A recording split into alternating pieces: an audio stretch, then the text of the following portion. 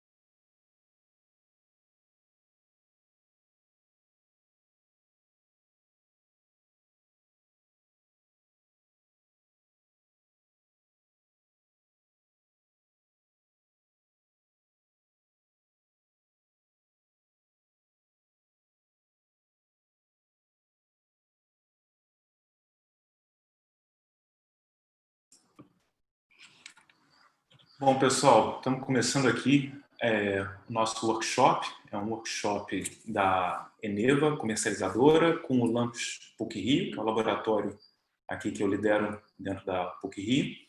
É um workshop sobre preços horários, que vai falar um pouco das nossas expectativas, dos desafios e também das oportunidades que estão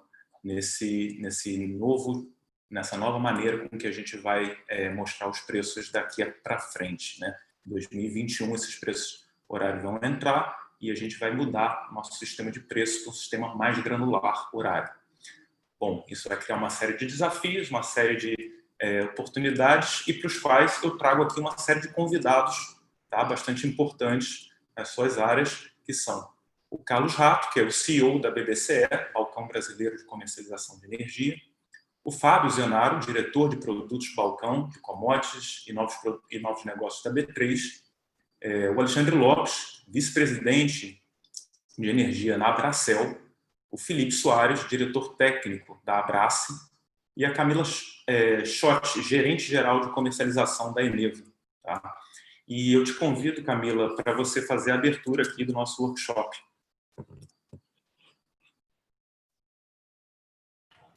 Bom, boa tarde a todos. Obrigada, Street. Eu vou fazer uma abertura rápida aqui. Eu só queria dar as boas-vindas e agradecer a presença aí do Alexandre, do Felipe, do Fábio, do Carlos, e agradecer também a PUC-Rio, em particular a Carol, aí pela organização do evento. A gente estava comentando antes, foi super cuidadosa. E o Street também, que além de ser um excelente pesquisador e professor, eu descobri nesse processo que é um exímio apresentador, né, Street? Então, agradecer a todos vocês aí e dar as boas-vindas, até porque esse é um tema que é muito importante para a gente. Assim, a gente está falando aqui de um dos passos de aperfeiçoamento para o sinal de preço de mercado, e a gente entende que isso é fundamental para a modernização do setor. E acho que esse é um tema que ele pode e deve ser endereçado sobre diferentes perspectivas, né? Não necessariamente na ordem que eu vou citar, mas ele pode ser abordado por uma perspectiva conceitual, né? A gente precisa disso, por que a gente precisa disso? E eu acho que essa é uma etapa que já está superada. Como é que a gente vai implementar, dado que a gente concluiu enquanto setor que era necessário e importante? Acho que de alguma forma isso também já está superado.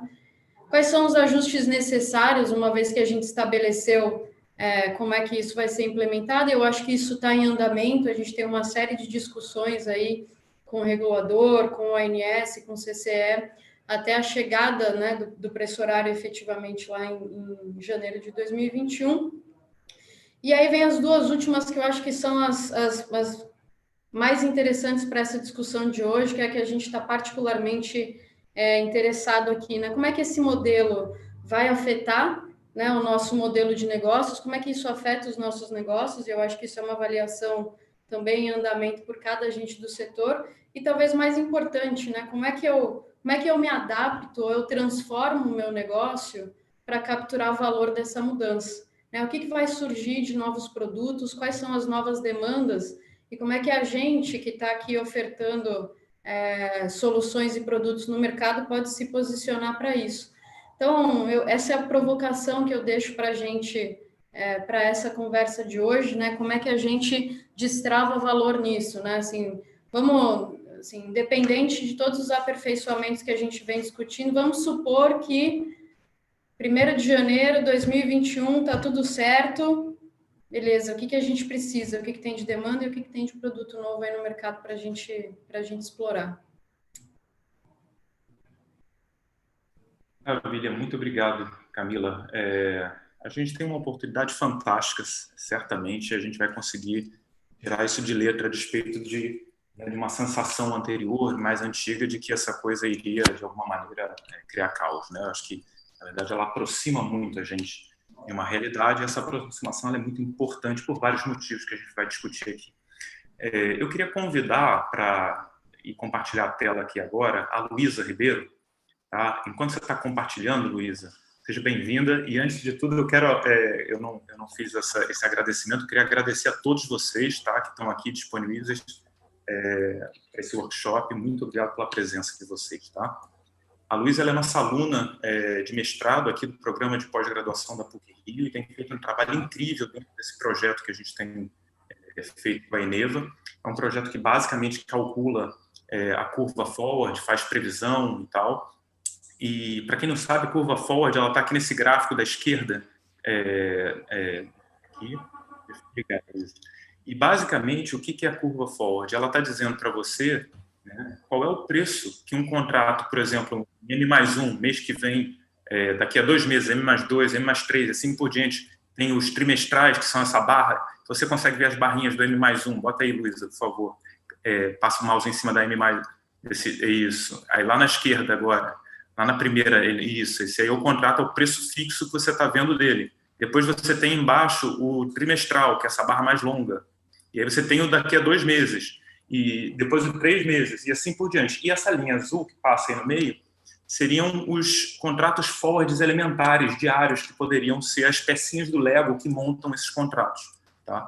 Então, esse projeto tem toda uma matemática bastante sofisticada, que é um tema de pesquisa que está sendo elaborado aí pelo pessoal aqui do Lampos, sobre minha supervisão e do Davi Valhadão. E a gente tem construído isso não só para o atual, mas também tem feito a previsão dessa curva ao longo do tempo. Só que, para fazer isso, a gente fez uma coisa bastante extensa em termos de revisão de benchmarks internacionais. Tá? E aí eu trago aqui a Luísa para apresentar para vocês como é que isso no mundo existe hoje. Tá?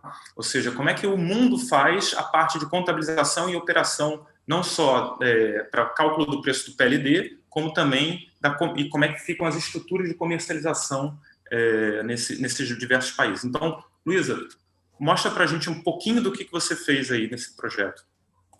Beleza, obrigada, Street. Boa tarde, pessoal. Então, para a gente fazer esse benchmark, a gente selecionou 12 sistemas que variam nessas regiões da América do Norte, América Latina, Europa e Nova Zelândia.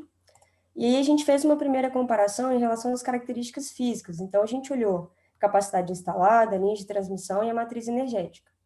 E aqui a gente assinalou em amarelo os sistemas que se parecem com o Brasil em termos de tamanho. Então, o PJM ele se destaca por parecer tanto em capacidade instalada quanto em linha de transmissão. Por outro lado, a gente assinalou aqui em azul os países que têm essa matriz energética com predominância hídrica, como o Brasil. Então, a gente tem Colômbia, Nova Zelândia, Nord Pool, todos com essa característica. E o Nord Pool é um caso interessante porque ele se aproxima mais em termos de tamanho, enquanto Colômbia e Nova Zelândia eles são relativamente menores. E essa primeira análise é importante para a gente perceber que muitas das características físicas do Brasil normalmente são utilizadas como obstáculos na implementação de um mercado mais liberal, mas elas já são presentes nesses mercados mais avançados, como o PJM Nord Pool, por exemplo. E no nosso trabalho, a gente olhou e comparou esses sistemas de acordo com diversas dimensões, de uma forma bastante extensiva, mas para resumir aqui, a gente dividiu a comparação em 2 tópicos principais, que são operação e comercialização. E dentro de operação, a gente restringiu a nossa análise às características relacionadas ao despacho. Então, a gente olhou se o despacho ele é por custos, ou seja, se tem uma entidade que audita ou infere os custos marginais desses agentes, ou se ela é por livre oferta de preços.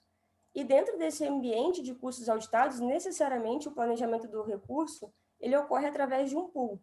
Enquanto no ambiente de livre oferta de preços, ele pode acontecer através desse pool, onde os agentes eles vão ofertar não só preço e quantidade, mas características técnicas como capacidade de rampa, e daí o planejamento dos recursos ele é tão complexo quanto o operador do sistema desejar.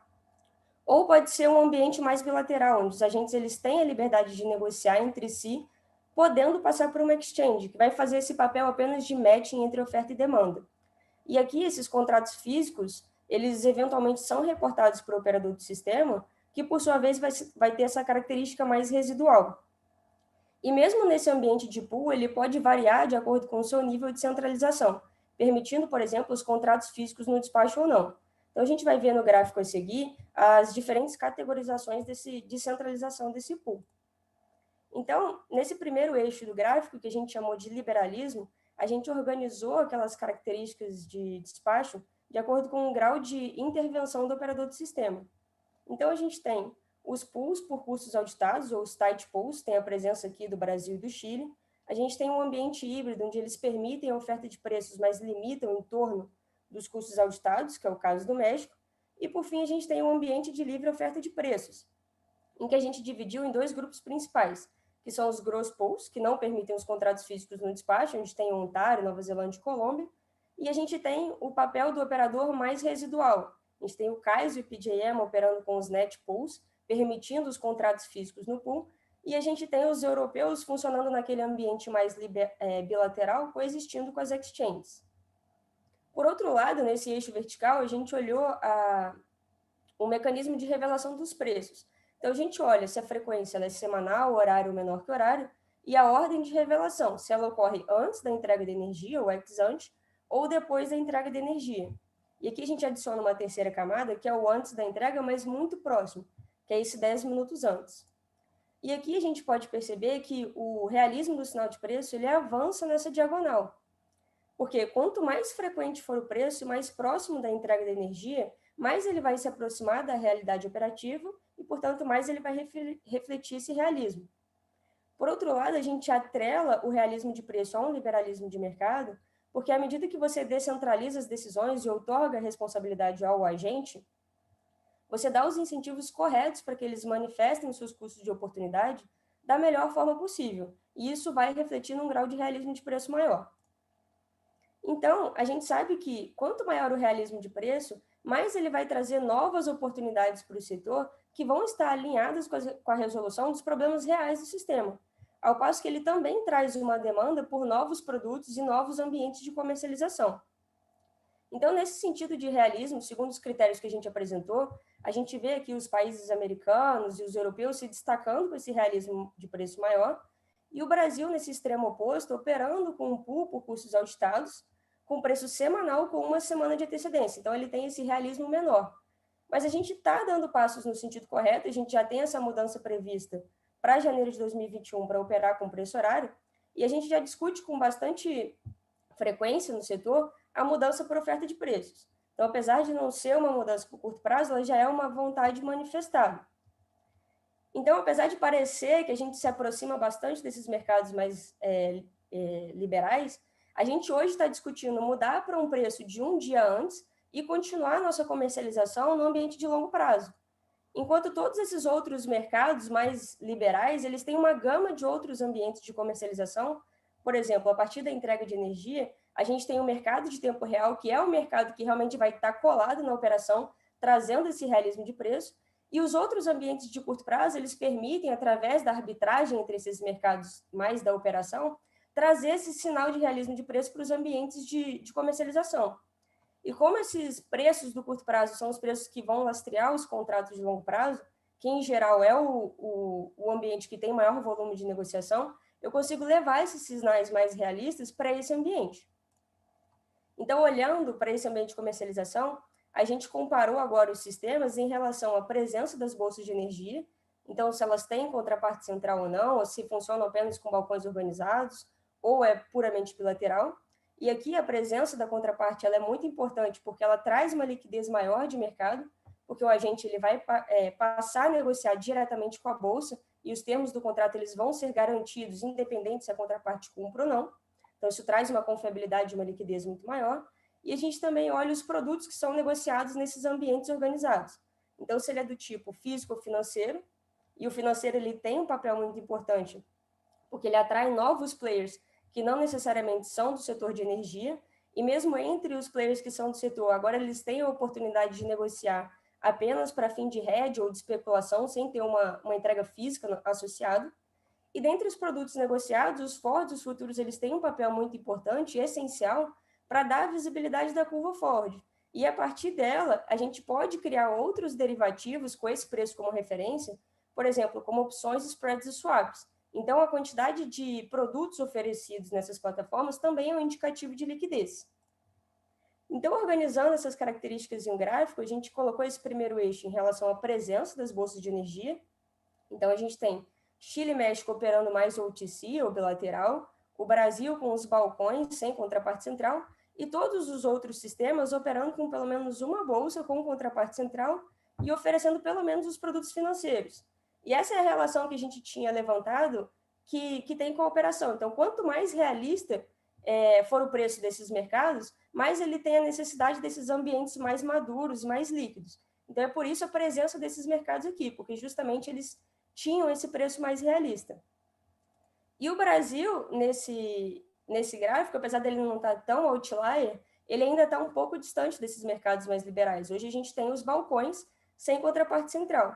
Mas a gente vê, novamente, a gente dando passos no sentido correto. Então, a gente tem aqui os esforços da BBCE e da B3 em criar essa curva forward e trazer novos derivativos para o mercado, e também, dependendo da adesão do mercado, trazer as bolsas com contraparte central. Mas a gente sabe que essa mudança não é uma mudança discreta, a gente tem que dar passos pequenos nesses dois sentidos do gráfico, porque a gente precisa trazer primeiro essa liquidez mínima para então dar a visibilidade da curva forward, que é justamente o papel que a BBCE e a B3 vem desempenhando, e então marcar mercado a posição desses agentes para que eles possam gerir melhor os seus riscos e, a partir daí, viabilizar a implementação de uma contraparte central, que, por sua vez, vai aumentar a liquidez do mercado. Então, a gente precisa dar esses passos, que é justamente o que a gente está fazendo hoje, e é nesse contexto que a gente apresenta o workshop. Tá ótimo. Muito obrigado, Luísa. É fantástico ter alunas maravilhosas como essa, né? Assim, um trabalho muito bacana, muito bem feito que a Luísa está fazendo, supervisionada aqui pelo pessoal do Lampos. Realmente traz um pano de fundo bem interessante para a gente.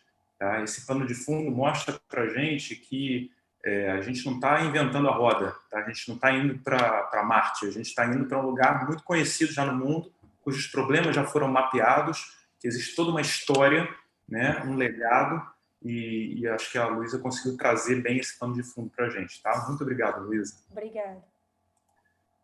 Tá ótimo. Então, agora, já pegando um pouco o gancho dessa fala da Luísa, que mostrou para a gente como é que a gente está no mundo, em termos tanto de operação e criação dos preços, em termos de ambiente de comercialização, né? A gente começando agora o preço horário em janeiro de 2021, eu queria já trazer aqui começar as nossas perguntas, tá? E direcionar diretamente ao Felipe, tá? Que está lá como representante da ponta final, o mais importante, que é o consumidor, né? A gente não pode esquecer que a gente faz tudo isso para o consumidor, tá? E é claro que a gente tenta armar um ambiente saudável para viabilizar todo o resto de maneira eficiente. Essas são as várias camadas de mercado que a gente vai colocando. Então, Felipe, se você pudesse me contar um pouco, mostrar para a gente quais são as suas percepções de como é que lá na Abraço, né, a gente está vendo isso em termos de os principais desafios, quais são as demandas dos consumidores, quais são os produtos que, na sua visão, eles mais gostariam de ver no mercado quando o PLD horário entrar. Tá? Conta para a gente um pouco a sua percepção disso. Obrigado, Street. Queria agradecer o convite do Lamps, da Eneva. Prazer estar aqui com vocês hoje. Né? Queria só, antes de colocar a questão dos produtos, dar um contexto geral, né? Qual que é a cabeça do consumidor? Eu que já atuei do lado do consumidor, não só como associação, mas do lado de empresa. Né? E como temos aqui basicamente representantes de mercado, né? Seja comercializadora, bolsas e associação de comercializadoras, eu queria começar falando da energia elétrica, do mercado de energia, como se fosse um ativo financeiro. né? O que é esse ativo financeiro energia elétrica, né? Os consumidores industriais, como players do mercado, eles, do ponto de vista desse ativo financeiro, eles estão short, naturalmente, essencialmente short, né? Para qualquer indústria, para produzir o seu bem, ele precisa comprar essa energia elétrica, né?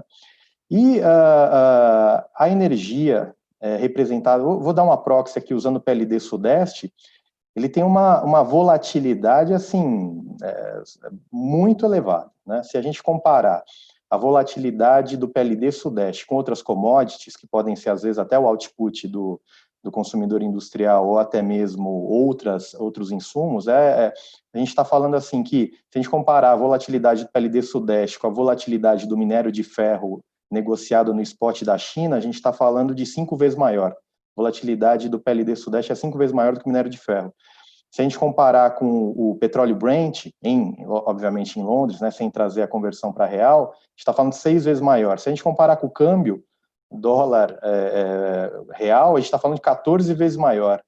Então, assim, você tem estímulos para esse player de mercado que vê uma volatilidade tamanha dessa para que ele busque o contrato como instrumento de hedge, né? Ele busca comprar essa energia antecipadamente, né? Para ter previsibilidade nos seus custos de produção, né? Porém, com o arcabouço que a gente tem, que não é de hoje, é de algumas décadas, né? Você comprou essa energia, você não tem uma maior granularidade, como você mesmo comentou, no tempo, né? Assim, você não tem o valor dessa energia no curto prazo, né? A variação dessa energia no curto prazo, ela é muito pequena. Estou trazendo ainda uma comparação com o PLD atual, no patamar semana, né? Fazendo uma comparação aí desde 2001, se a gente colocar assim, que a variação semanal da maior amplitude, aí eu estou colocando PLD patamar pesado na semana, patamar leve, sem sombra de dúvida, a gente pode falar que é no máximo 5%, historicamente. Então, assim, com essa pequena amplitude, às vezes você pode ter mercados que poderiam estar sendo desenvolvidos e que serão desenvolvidos com o PLD horário, mas que com a granularidade de preço que a gente tinha, não faziam sentido ser desenvolvidos, né? Com o PLD horário, e aí eu estou comparando com o PLD sombra, desde 2019, eu sei que ele é pequeno estatisticamente, né? A gente está pegando todo dia, mas do último ano e meio, até agosto. A gente já consegue afirmar que, assim, essa amplitude entre o maior preço no dia e o menor já está aí na casa dos 11%. Então, assim, não é de se assustar que a gente tem uma amplitude aí de 11%. Esse movimento, ele pode desenvolver novas soluções, onde consumidores industriais que tenham maior flexibilidade nos seus processos produtivos possam, por meio de novos mercados, sejam por resposta da demanda, oferecer essa flexibilidade para o sistema, né? Uma vez que agora você tem o sinal, todo mundo vendo quanto custa cada hora, né? Esse preço, né? E, em contrapartida, aqueles consumidores que têm menos flexibilidade nos seus processos produtivos, eles podem demandar produtos do mercado para funcionar como hedge, assim como na contratação de longo prazo, né?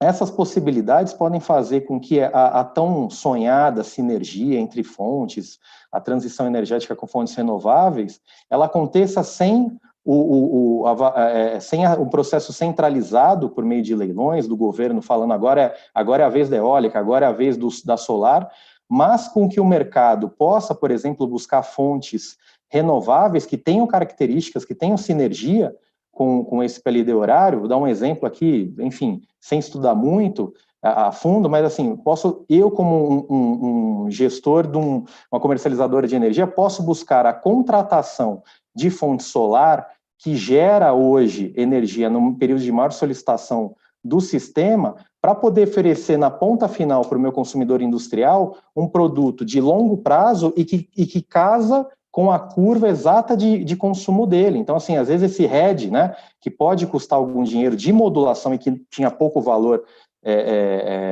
há tempos atrás, possa estimular novos mercados.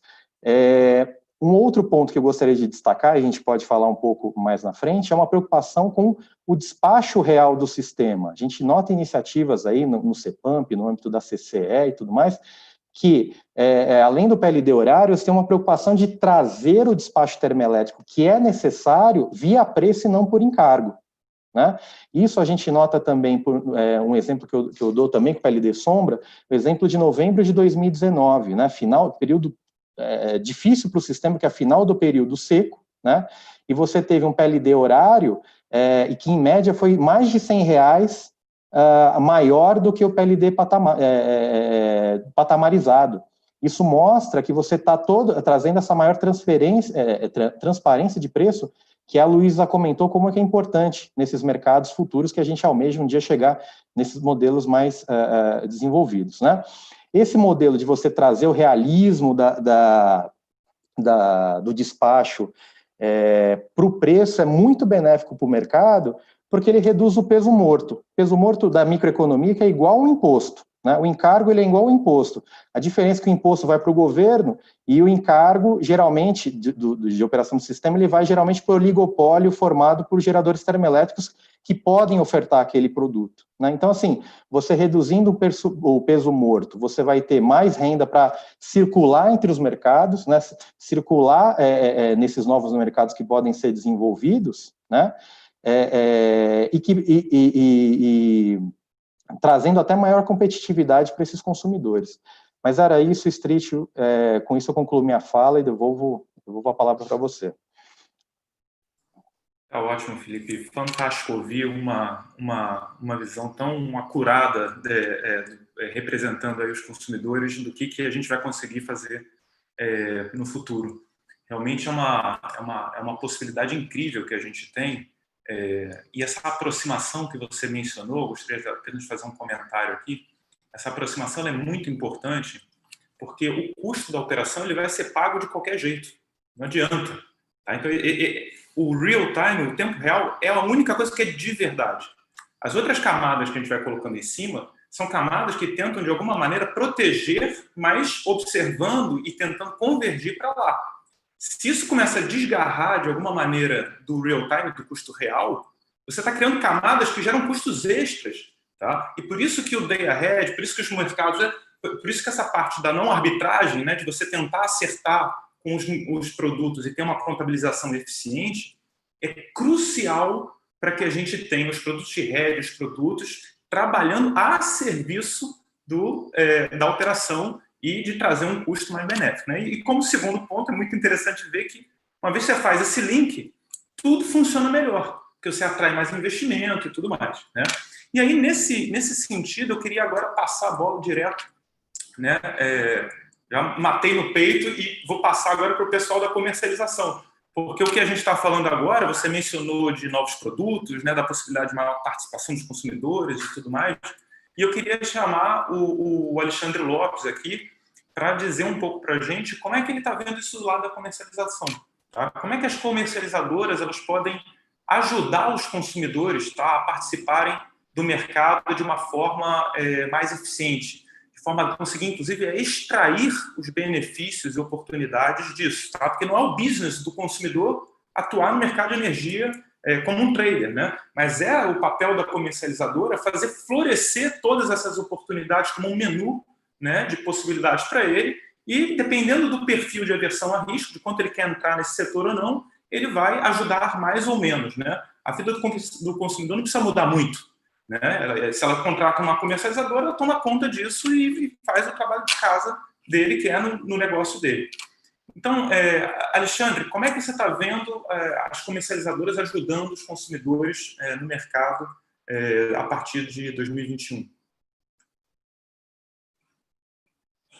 Você está mutado. Eu vou me mutar aqui, você tem que desmutar aí. Eu estava mutado, desculpa. Boa tarde a todos aí, agradecer o convite. É um prazer estar aqui hoje com vocês. Primeiramente, concordar com as palavras aí do Felipe, né?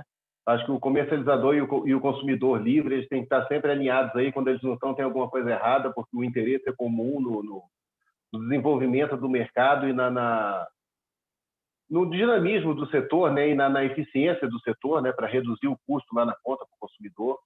Então, acho que o preço horário ele é muito bem-vindo aí para o ano que vem. Ele tem muitos benefícios aí, como o Felipe colocou, não só do ponto de vista da reação da demanda, você deixar a curva de carga mais flat, mas também de trazer parte dessa geração que hoje está fora do mérito, né, para dentro da ordem de mérito, com isso reduzir o encargo que é pago no final das contas pelo próprio consumidor, né? Tivemos grandes avanços aí ao longo desse ano na questão da reprodutibilidade do preço horário, no ponto que preocupava o mercado, principalmente aquela questão em máquinas distintas, e que o resultado ele acabava não sendo exatamente o mesmo, né? E isso foi superado recentemente pela CCE, pela ONS, então é um ponto aí que traz um alívio para os agentes, né, na questão da previsibilidade. Tem pontos ainda a serem aprimorados ao longo do ano que vem, a questão do CPEC, a questão da heurística na previsão de cargo, mas eu acho que são pontos aí que vão ser trabalhados, tem que ser trabalhados, né? Porque justamente você ter uma reprodutibilidade do cálculo, você ter uma confiança nesse processo, uma definição clara desse processo, faz também com que você aumente aí o apetite das empresas por desenvolver novos produtos para esse mercado. Então, eu vejo o comercializador com um papel fundamental nesse novo mercado que está sendo criado aí, né, com preço horário. Ele vai ter não só aquele papel tradicional de compra e venda de energia e atender a demanda do consumidor e do gerador, mas também, talvez, dependendo aí do perfil do gerador e do próprio consumidor, como o Felipe colocou nessa separação, de entrar também na gestão do consumidor, né, na reação da demanda, auxiliar ele nesse processo. A gente vê lá fora o desenvolvimento de uma figura do agregador de cargas, talvez ela tenha um papel um pouco diferente aqui no Brasil, mas é uma figura que vem ganhando espaço, que é uma espécie de um comercializador às avessas, né? Um comercializador típico, ele comprava do gerador no atacado para vender para o consumidor no varejo, né? Esse agregador de cargas lá fora, não, ele compra do consumidor no varejo para vender lá fora, muitas vezes, para o operador do sistema no atacado, né? Um serviço que ele presta para o operador de reação da demanda desses consumidores. Aqui no Brasil, como a Luísa muito bem colocou, a gente tem um desenho de mercado diferente, né? Do lado de fora, não tão evoluído ainda, vai ser um papel mais exposto de reagir a esse sinal de preço e obter um resultado financeiro com isso, para que futuramente esse comportamento do mercado seja incorporado nas previsões de carga, que, no final das contas, é o que forma preço no nosso modelo hoje, né? Pio modelo. Então, eu vejo aí, junto com as novas tecnologias, né? Automação, blockchain, eu acho que dá para construir um pacote de serviços aí, em termos de reação da demanda. Do lado da geração também, a gente pode ver aí a biomassa, eu acho que é uma fonte que pode ser, e tem um controle, né, da produção, pode ser incentivada com esse tipo de precificação. Armazenamento de energia, até fontes intermitentes aí com armazenamento de energia, caso o sinal de preço venha efetivamente a permitir isso, né, a tornar isso viável economicamente, né? E o desenvolvimento de novos produtos aí, ele vai depender muito da demanda do mercado, né, do desenvolvimento desse mercado, da governança também desse processo. Citando como exemplo aqui, a gente tem preço por patamar há mais de 20 anos no Brasil e nunca tivemos um produto energia por patamar desenvolvido, comercializado no mercado, né? Eu acho que é diferente a situação do preço horário. Primeiro, porque o sinal de preço ele vai ser muito mais granular e muito mais amplificado, né? E eu acho que a gente vai começar a ver aí comportamentos típicos intraday em alguns supermercados aí, a gente já vê isso nesse histórico recente, como o Felipe colocou, de resultado, né, do preço horário.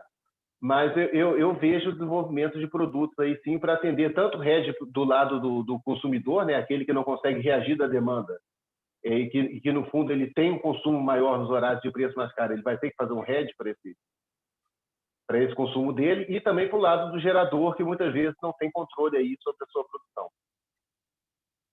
Acho que com isso eu concluo aqui também essas palavras iniciais. Muito obrigado. Camila, você gostaria de fazer alguma colocação?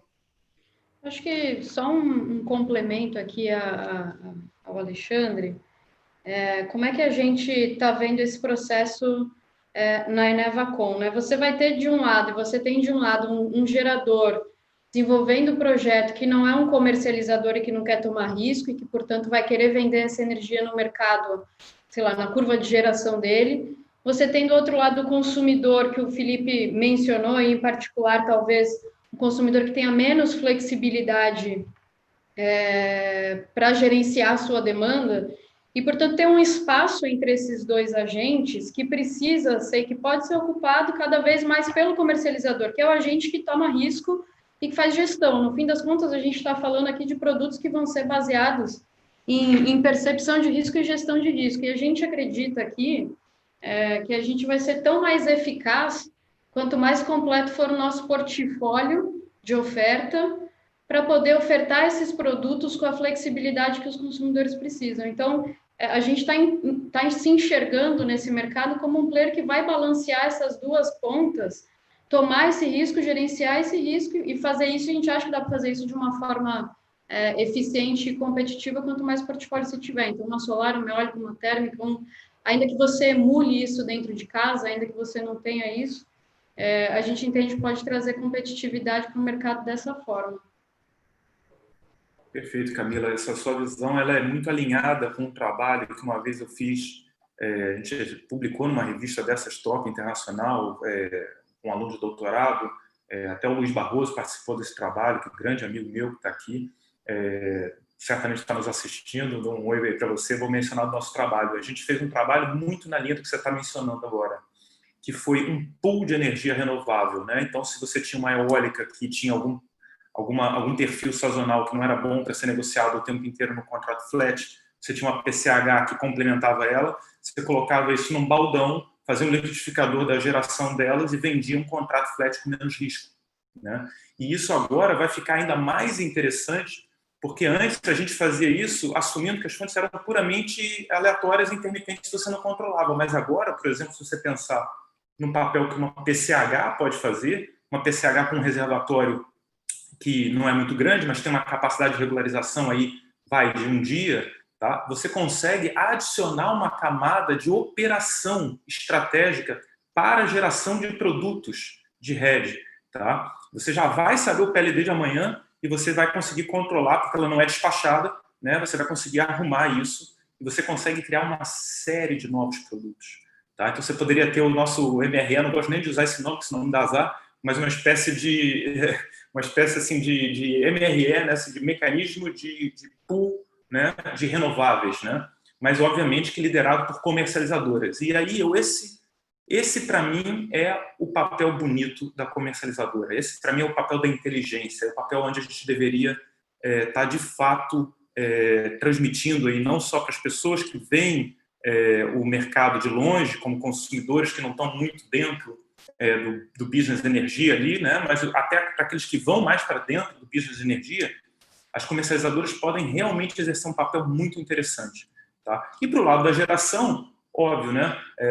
Ela pode trazer toda essa viabilização de novos negócios, né? Se o PLD é ruim de noite, claro, se junte para quem ele é bom, porque também o cara que também para ele é bom de dia não tem de noite. Então isso vai ser um jogo de ganha-ganha, tá? Eu acho que essa é um ponto bastante interessante. E aí, até já pegando um gancho aqui com algumas perguntas que eu estou vendo, eu estou fazendo um wrap-up aqui de várias perguntas que eu estou vendo no YouTube, tá? Que tem o pessoal falando agora dos produtos financeiros, tá? E aí eu vou jogar um pouco a bola para o pessoal das plataformas da B3 e da BBCE, tá?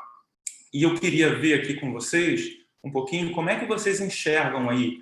Então, Fábio Zenaro e Carlos, tá? Começando pelo Fábio, como é que vocês enxergam aí na B3 e na BBCE a possibilidade de novos produtos específicos para ajudar na questão do PLD horário? Tá? Como é que vocês estão vendo isso, né? Como é que os produtos financeiros podem, de alguma maneira, tentar endereçar os problemas do mundo físico, dos consumidores, dos comercializadores e dos geradores?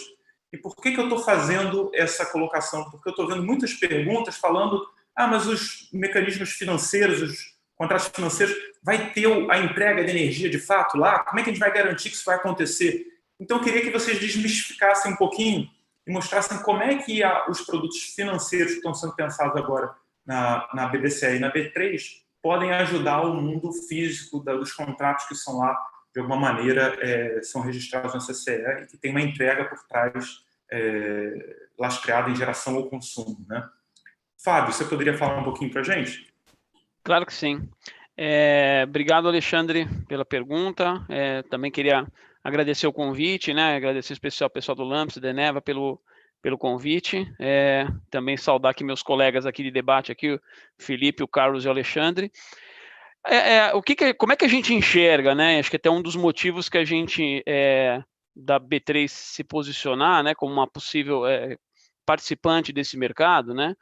Acho que tem 2 fundamentos que estão aí. Acho que muito tem a ver com o que eu acho que a Luísa trouxe, né, de maneira muito feliz, né, o desenho que ela está fazendo, de que parece que as coisas convergem, né, toda essa evolução do mercado, né, que vocês comentaram muito bem, né, e aí o PLD horário talvez seja um grande representante dessas mudanças, né, que estão por acontecer ou que vem acontecendo, além de outras, né, mas tudo leva a crer que a gente deve ter um grau, vamos dizer assim, de sofisticação maior desse mercado, além de ele estar mais próximo da realidade, né, que são avanços importantes, vai dando um grau de sofisticação maior para esse mercado, que pode levar, no final das contas, a gente chegar, eventualmente, a ter um contrato futuro, né, como a gente tem um contrato futuro hoje para diversos produtos, para commodities e outros ativos, né. Tem um caminho para percorrer até lá, né, não adianta você tentar lançar, acho que hoje, se a gente tentasse lançar um contrato desse, nós encontraríamos muitos problemas, né, o que praticamente inviabilizaria esse mercado, né. Então, mas a gente entende que tem condições para se chegar lá e, obviamente, isso vai depender muito do mercado. O mercado vê valor nisso, né. Então, a gente tem casos de muito sucesso e casos de insucesso também lá na B3 de produtos que deram muito certo e outros que a gente achava que ia dar, não deram porque eventualmente não, o valor agregado foi eventualmente não foi visto pelos players, né? Mas assim, indo direto ao ponto, o que eu acho, né? Me parece que uma das possíveis condições que a gente vem a ter, e acho que está se discutindo muito no mercado de energia, é uma possível migração das operações de energia física para o mercado financeiro para derivativos, né?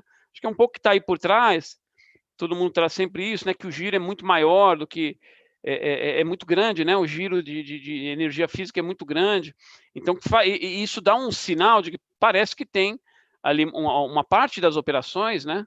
Que poderia ser substituída por derivativos. Na medida em que você também tem novos elementos, como a questão do PLD horário, a beleza do negócio, e aí eu acho que onde que os produtos financeiros podem ajudar, é justamente nessa possibilidade de flexibilização, de você fazer estratégias de proteção. Então, não só travar necessariamente uma taxa, por exemplo, de compra futura da energia, mas eventualmente você trabalhar com intervalos, né? Obviamente, até o Felipe mesmo trouxe aqui, o mercado de dólar é bem diferente, menor volatilidade, apesar de ser um mercado também volátil, né? Mas é bem menor a volatilidade, mas é assim que as empresas operam no mercado. Então, você tem contratos mais padronizados, contratos futuros, os que a gente chama de contratos a termo, que são negociados no balcão, mas muitas empresas se utilizam de várias estratégias, utilizando opções, utilizando swaps, para atender demandas específicas, para proteção de situações muito específicas, seja com intervalos, enfim, com possibilidades ou não de estar protegida, dependendo do preço de um determinado ativo. Então, um pouco que eu vejo que tem um caminho nessa direção. Agora, eu não acho que seja uma virada de chave do dia para a noite. Um pouco do que a gente tem percebido nessas interações que nós temos tido recentemente com as empresas é que o mercado de derivativos, né, esse mercado financeiro, de soluções financeiras, há um conhecimento heterogêneo, né, do mercado, dos hoje participantes do mercado de energia elétrica.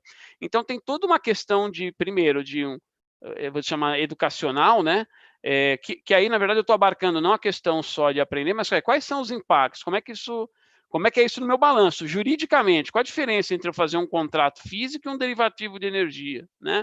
Contabilmente, tributariamente, né? Então, tem vários aspectos que têm que ser levados em conta, é muito importante, e aí acho que tem até um papel importante, acho que tanto aqui da B3, né? A gente vem fazendo esse papel, eu sei que a BBCE também, né, provavelmente está fazendo, esse papel de ajudar, né, nessa parte mais educacional desses impactos, qual a diferença, né? Então, resumindo assim, me parece que essas mudanças ajudam a que você venha eventualmente a caminhar, tenha um incremento, né, nas operações financeiras como solução para proteção. De novo, não é o único caminho, né? Eu acho que assim, como os colegas já colocaram, você tem outros caminhos também. Mas me parece que o derivativo pode ajudar bastante, dado um pouco a experiência que a gente tem nesse mercado. E para fechar, acho assim, a gente mesmo já tem recebido algumas demandas, né? De alguns players querendo fazer operações um pouco mais estruturadas, né? Acho que sei se é de conhecimento de todos, já existem derivativos financeiros desde 2015 sendo registrados na B3, sempre em ambiente de balcão, sem contraparte central, né, acordado entre as partes. O volume não é significativo, né, mas a gente tem percebido discussões que já vêm sido trazidas de estruturas, já levando-se em consideração, inclusive, as questões do PLD horário, né? Então, me parece que a gente tem um caminho ainda longo para percorrer, mas que pode ter mais soluções dentro do mercado financeiro. Tá ótimo, incrível. Antes de passar para você, Carlos, fechando um pouco o link com a pergunta que me fizeram, né? Assim, no momento que você tem contratos futuros sendo negociados, né? Na medida que você vê, na medida que a sua percepção de que o preço spot em alguma data de entrega vai estar diferente daquele que o mercado está vendo, você automaticamente começa a se proteger e você pode usar esses derivativos para isso. Ao se proteger, o que você vai fazer? Você vai comprar, você está percebendo que aquilo vai crescer o preço, você compra hoje para vender amanhã. E isso cria uma pressão de demanda que sobe o preço hoje e acaba revelando a sua expectativa para lá. Então, esse é o processo de mercado, né, assim, que faz com que as coisas levem a informação, que se espalhe a informação como um todo, né? Carlos, conta um pouquinho para a gente como é que você está vendo isso. Vamos lá. Obrigado, Street, aí, agradecer aí a PUC, Lamps, agradecer a Eneva na figura da Camila aí, parabenizar a Luísa aí pelo trabalho, acho que é um resumo muito interessante sobre tudo, cumprimentar aí o Zenaro, o Alexandre e Felipe. Vamos lá, acho que, como você falou, vamos tentar desmistificar um pouco, né? Hoje o mercado livre de energia, ele representa mais ou menos 30% do mercado total de energia no país. A gente tem toda a perspectiva aqui de que ele venha a crescer e a gente espera que isso aconteça, de fato. A gente tem aí o PLS 232 que vai nessa direção e outras ações que estão sendo feitas. E dentro desse mercado livre, hoje você tem mais ou menos 50%, 55% dos negócios, do volume total sendo feito por comercializadoras, que, portanto, representam aí um papel extremamente importante nesse mercado. E por que isso, né? Porque uma grande parte do volume que é feito hoje no mercado livre de energia, ele é um volume de negociação de preço, né? Explicando aqui, a gente tem mais ou menos hoje uma relação de 5 a 6 vezes entre o volume total negociado e o que é consumido. Então, para cada 1 megawatt que é consumido, você tem de 4 a 5 vezes esse mesmo megawatt negociado. Isso demonstra que existe já hoje um mercado financeiro, ou melhor, um mercado de preços, né, onde o que você falou, as partes querem estabelecer um preço e fixar este preço futuro, seja de compra ou seja de venda, mas que hoje elas só podem usar o mercado físico, porque hoje é o único mercado que existe que tem liquidez. Isso fez com que a gente se inspirasse para a criação do mercado de derivativos, de fato, o mercado de negociação de derivativos, e a gente acredita que uma parte, pelo menos, desse mercado físico hoje, aquilo que não precisa da mercadoria energia, aquilo que é, de fato, uma negociação de preço, venha a migrar para o mercado de derivativo, que é o mercado mais adequado para que se ocorra justamente esse tipo de operação. Então, o derivativo, ele tem como nas primeiras funções, é o que você falou, fazer o hedge, né? Proporcionar que uma parte que tem a exposição, como o Felipe bem colocou, que às vezes, é engraçado, às vezes as empresas são muito preocupadas em fazer o hedge cambial, mas o hedge da energia, que é o que dá mais volatilidade, às vezes ou não tem essa possibilidade ou acaba não fazendo e acaba, às vezes, correndo um risco muito maior do que o próprio hedge cambial. Então, a intenção é proporcionar às empresas, via as comercializadoras, uma alternativa de se fazer hedge e de se posicionar nesse preço, como você bem colocou, né? Se eu estou precisando, se eu estou vendo aqui pelo meu modelo que o preço da energia está um determinado patamar e esse patamar está abaixo daquilo que eu imagino, eu vou vender, se estiver acima eu vou comprar, enfim, poder se posicionar nesse mercado. Então, acho que essa é a evolução. E aí, entrando então na tua pergunta sobre o PLD horário, eu acho que o PLD horário, o Felipe já comentou, quer dizer, uma das possibilidades é que ele venha a reduzir essa volatilidade, porque as volatilidades entre os horários talvez sejam, apesar da gente ter um modelo, né, a gente vai caminhar para o modelo ainda day ahead, mas já é uma grande evolução em relação àquilo que a gente tem. Isso vai tende a propiciar a gente se inspira muito no modelo da Nord Pool, que de fato é um modelo muito parecido com o brasileiro, pela questão da matriz energética, e também na Alemanha, né, se você pegar o desenvolvimento do mercado de derivativos de energia na Alemanha, ele era um case bastante interessante. Hoje, esse giro que eu comentei aqui no Brasil é de 5 vezes, na Alemanha é mais de 10. Tudo bem que lá já existe um mercado de bolsa com contraparte central, mas é uma tendência, e isso está no nosso roadmap, né, é uma tendência, talvez a gente venha discutir um pouquinho mais para frente essas possibilidades. Mas eu acho que o PLD horário, além dessa questão de volatilidade, ele vai, no nosso entendimento, proporcionar uma maior digitalização do setor. Então, ele vai fazer com que as negociações de energia sejam mais dinâmicas, e necessariamente você vai precisar de um sistema, você vai precisar de uma plataforma de negociação para que isso aconteça. Então, isso também vai caminhar, eu entendo, para esse lado também. E uma última coisa, acho que é importante, a Luísa colocou isso, né? A questão da curva de preço é fundamental nessa discussão toda que a gente está tendo aqui. A gente tem uma curva forward, né? A gente sabe que o desafio é enorme, não é simples. A gente tem dado uma contribuição aí desde 2015 com uma curva de preços baseada em oferta e demanda, que prioriza os negócios realizados, né? E depois as ofertas realizadas também. A gente tem um volume significativo de negócios aí, ano passado mais ou menos 165 terawatts-hora, mas é um tema que a gente sabe que a gente vai precisar de várias mãos, vários braços aí para desenvolver. Legal, importante vocês estarem também com essa bandeira, e não tem uma fórmula única, né? A gente está trazendo aqui uma curva de preço baseada em oferta e demanda. A gente sabe que tem outras maneiras de você calcular essa curva forward, mas, enfim, é o que a gente tem contribuído, e acho que a gente tem como evoluir ainda mais se o mercado se tornar cada vez mais digital, cada vez mais eletrônico, e, consequentemente, tiver mais informação para a formação dessa curva. Então, acho que esse é o meu resumo, não sei se ficou claro. Perfeito, ótimo, Carlos, muito obrigado. E você tocou num ponto, aliás, você tocou em 2 pontos muito interessantes, né? Que foi assim, primeiro a gente fala pra caramba da volatilidade do PLD. E mais volatilidade, então, mais produtos de hedge, mais negócio nesse lugar, o que significa, então, mais liquidez, né? Então, sim, acho que os incentivos se alinham nesse sentido, né? E um outro que é bacana, quando você falou dos produtos, que eu achei interessante, por que o mercado forward, né, o mercado financeiro, ajudaria na própria parte física? Porque, de alguma maneira, vocês lembram que eu comentei que você poderia criar produtos, né? O Felipe levantou isso de resposta de demanda, o outro poderia criar um produto, sei lá, produto pôr do sol, né? Para o pessoal que precisa se proteger quando acaba o sol, o produto durante o dia, que é para o pessoal da eólica, que venta mais de noite. Quando você cria esses produtos e começa a empacotar eles, o mercado financeiro começa a precificar isso. Vai aparecer um preço, olha, então esse produto vale tanto. E esse produto valendo tanto, você começa, de alguma maneira, a dar valor para os recursos que trazem o bem para o sistema.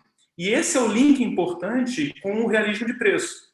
O preço spot precisa ter um grande realismo, porque ele vai refletir as negociações de contrato, vão estar mirando naquele preço, e se eles refletirem as estruturas dos recursos com as suas dificuldades e com os seus benefícios, você precifica e permite que eles levem os seus benefícios para a operação real do sistema e tornem isso tudo mais eficiente. Tá? Então, acho que essa é a chave que liga isso tudo. E aí eu quero voltar agora de novo para o Fábio, e já vou voltar de novo para você, Carlos, que é o seguinte, por que a gente entende, tá, que hoje temos as condições então necessárias para avançar com as plataformas de derivativos?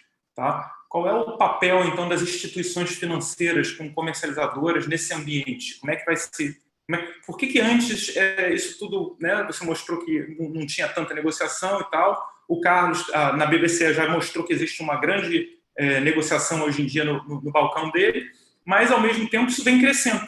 O que está dando tração para esse processo? Tá? Fábio? Então, bom, eu acho que não tem, eu não sei se tem um único fator, né? Acho que é uma série de fatores. Acho que um pouco a circunstância, que acho que a gente tocou aqui, a questão, né, de hoje, aparentemente, a gente tem um volume de negociação no físico N vezes superior, né, efetivamente, né, o consumo, né, então isso é um indício.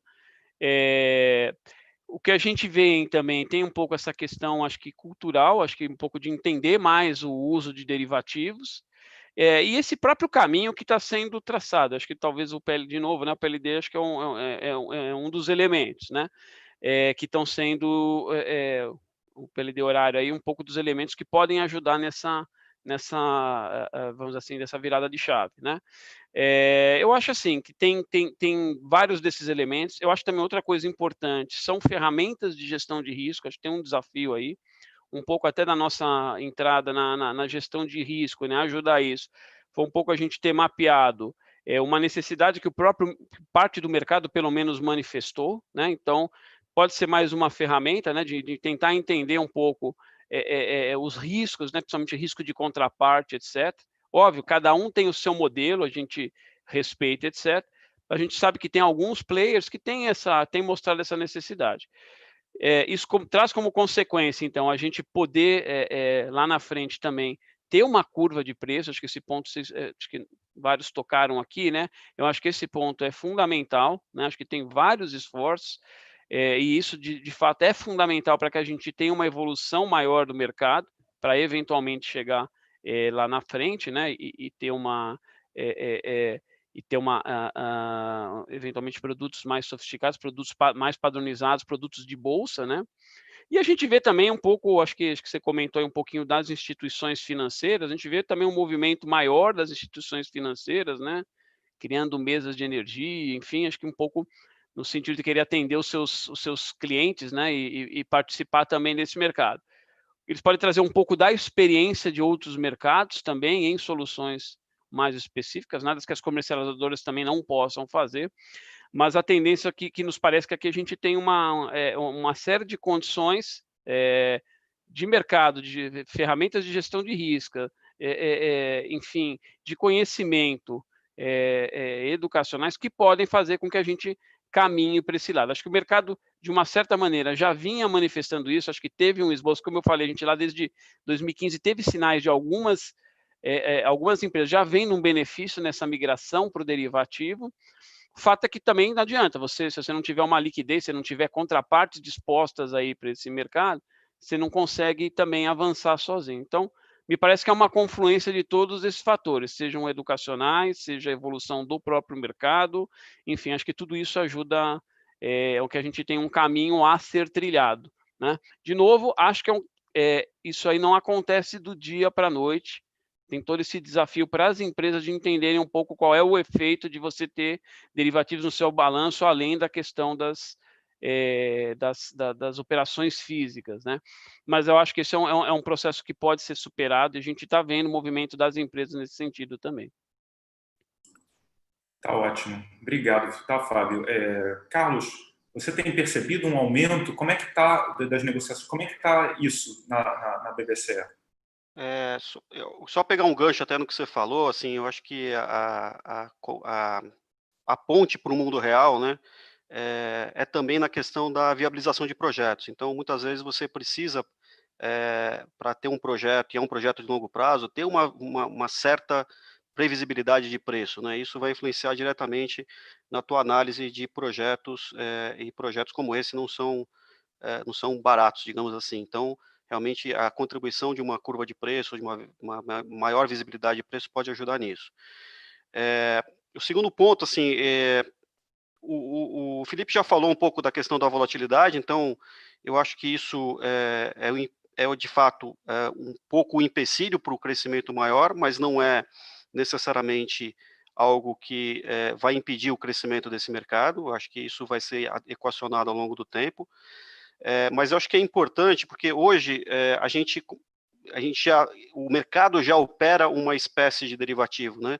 Quando a gente está falando, hoje a gente tem, sei lá, ano passado a gente registrou 57 mil contratos de compra e venda futura de energia. Se você olhar o livro-texto do que é um derivativo, ele é um contrato de compra e venda futura, né? Um dos derivativos possíveis.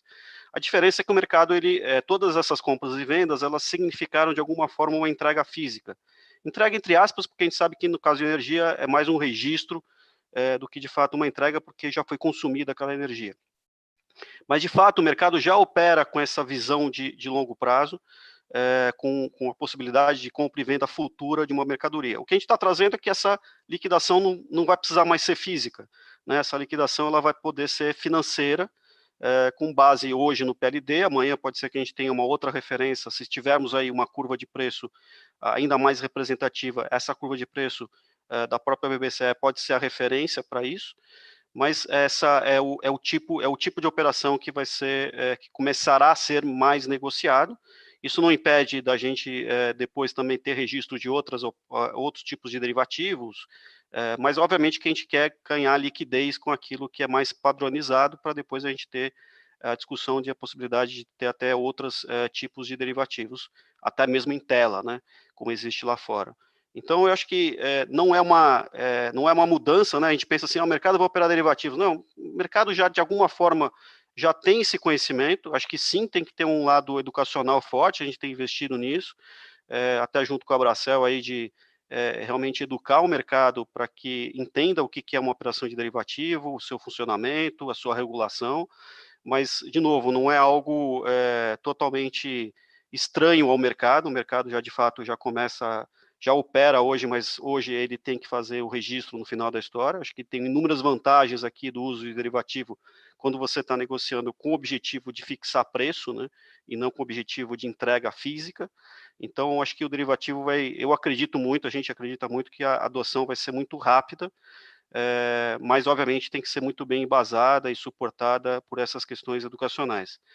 E o próximo passo, acho que o Felipe colocou da questão da volatilidade, para mim um item essencial, se a gente introduzisse hoje no Brasil uma contraparte central, né, alguém que assumisse os riscos de todas as operações de compra e venda de energia, a margem requisitada por essa contraparte central seria absurda, a ponto de inviabilizar as operações, como o Felipe bem colocou, né, se é 14 vezes a volatilidade em relação ao dólar, você imagina o quanto que eu teria que cobrar de margem, porque não existe mágica, né? A contraparte central ela está lá para não correr risco, então ela vai cobrar uma margem do mercado para justamente não correr esse risco.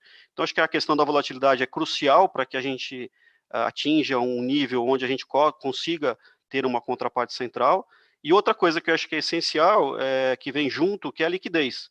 Quanto menor a liquidez, maior também a margem requerida. Então, se a gente conseguir realmente evoluir nessa questão da liquidez e ter um mercado cada vez mais líquido, com mais players, assim como é o mercado de dólar hoje, né, por exemplo, a gente vai também conseguir reduzir essa margem requerida e, consequentemente, viabilizar uma contraparte central. Então, acho que esse é o seu roadmap, se eu tivesse que traçar aqui, do caminho que os produtos financeiros podem tomar, mas, de novo, eles nunca vão estar desassociados do mercado físico, né? Porque uma coisa, o derivativo, como o próprio nome já diz, ele deriva de um ativo. Então, é necessário que exista o mercado físico e que exista o mercado de derivativo para ajudar o mercado físico a se desenvolver.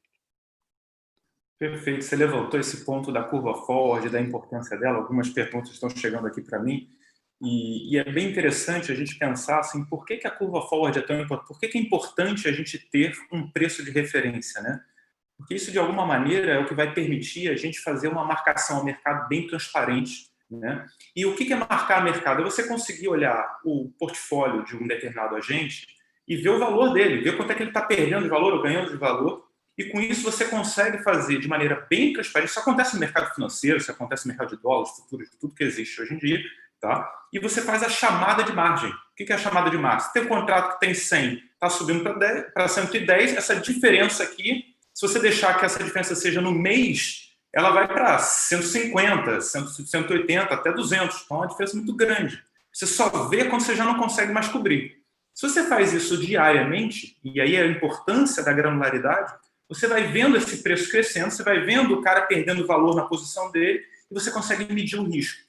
E essa medição de risco é a base para que você consiga não fazer a mágica, não tirar coelho da cartola e fazer uma precificação de risco correta pela contraparte central, que vai, então, pedir uma margem, um percentual dessa diferença para guardar para ele. Falar assim, olha, cara, se você não conseguir abrir essa posição aí, eu vou te eu tenho dinheiro, se você abrir na outra ponta, eu tenho dinheiro para cobrir, e aí todo o mercado fica mais saudável. E aí você fez o link legal da liquidez, porque quando você começa a fazer essa granularidade maior, você tem marcação a mercado mais interessante, essa marcação a mercado você consegue reduzir o risco cria o quê? Liquidez. E aí a coisa cria um círculo virtuoso importante.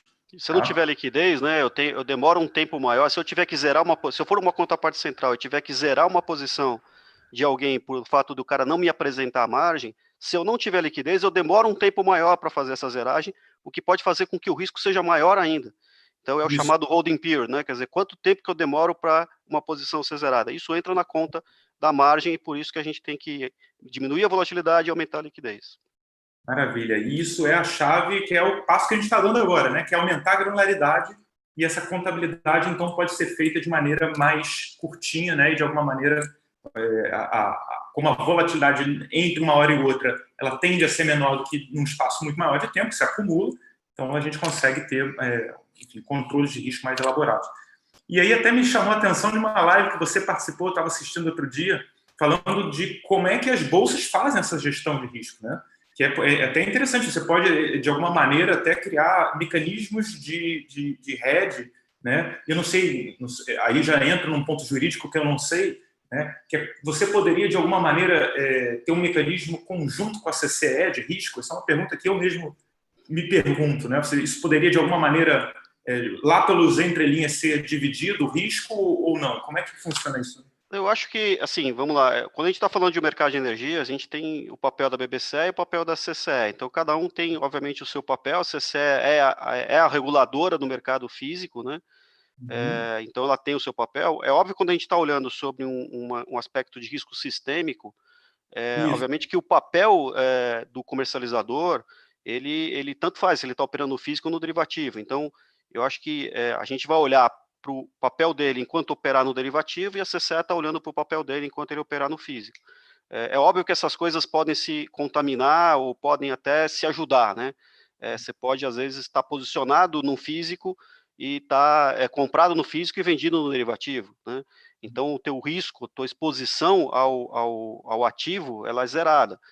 O risco de crédito é outra questão, né? Mas pelo menos a exposição ao risco de mercado está zerada. Então, em algum momento você vai ter que ter alguém consolidando, talvez, isso, ou pelo menos olhando de uma forma total, né?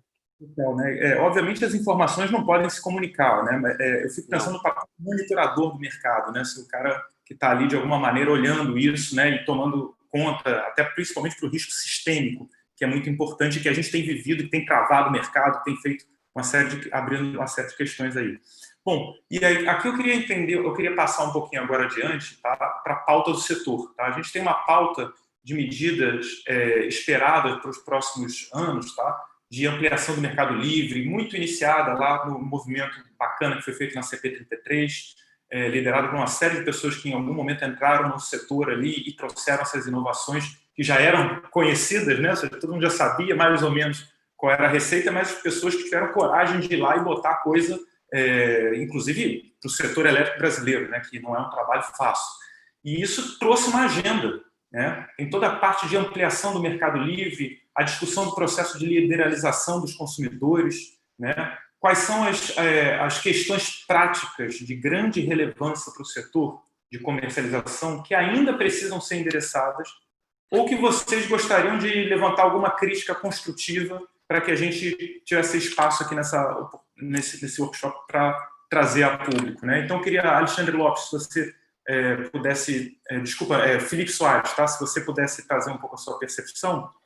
Claro. Claro, Alexandre, obrigado aí mais uma vez. Eu queria comentar um pouco, né, que a gente fala tanto do Mercado Livre, parece essa musa, né, grega que não tem muito fácil, a gente não sabe direito de onde vem esse consumo livre. E quando o Carlos comentou, né, que o giro da comercialização é 5, 6 vezes sobre a base do consumo, esse consumo do Mercado Livre ele é essencialmente industrial, né?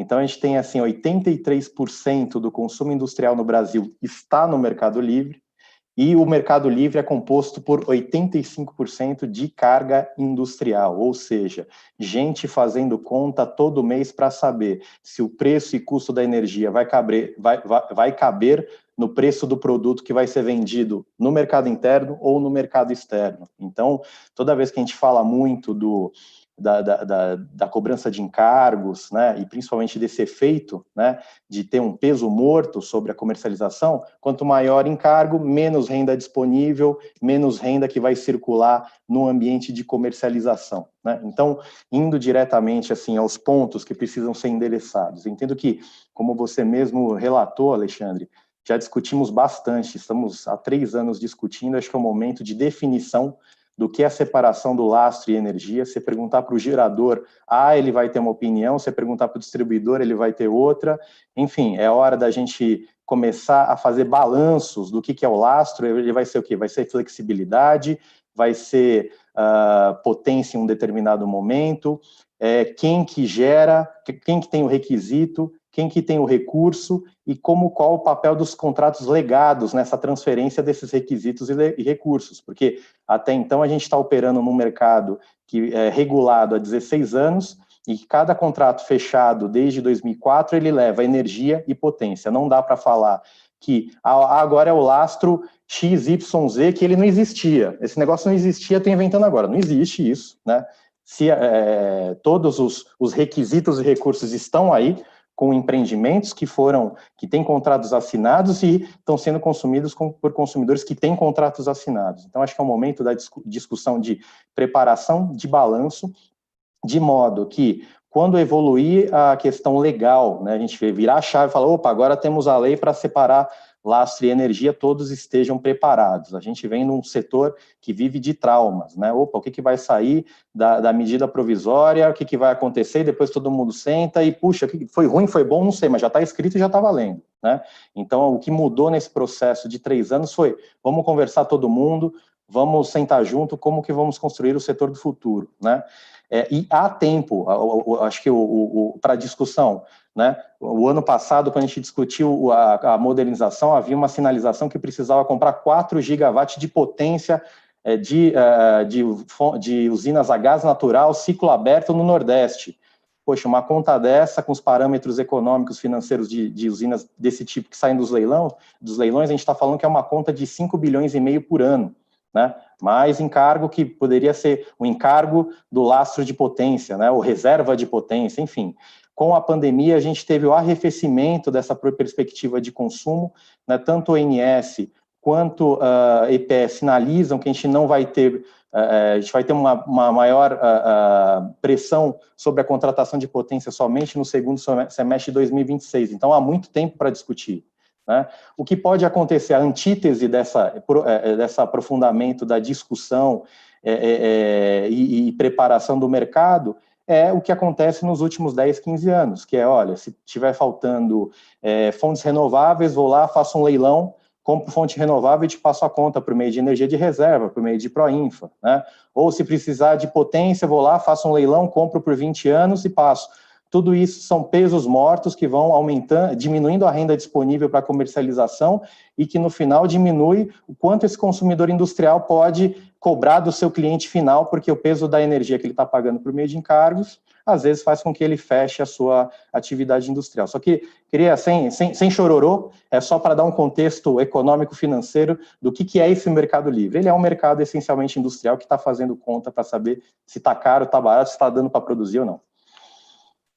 Perfeito, Felipe. Muito bom ver a visão de vocês, tá? E ver que ela está assim, bastante conectada, não só, obviamente, com o consumidor, como você está trazendo todas as questões, mas com o panorama aqui da comercialização, com a possibilidade de trazer esse consumidor para o jogo, né? Acho que esse é um papel muito bacana que a Abracel e a Abrace podem fazer de mãos dadas, né?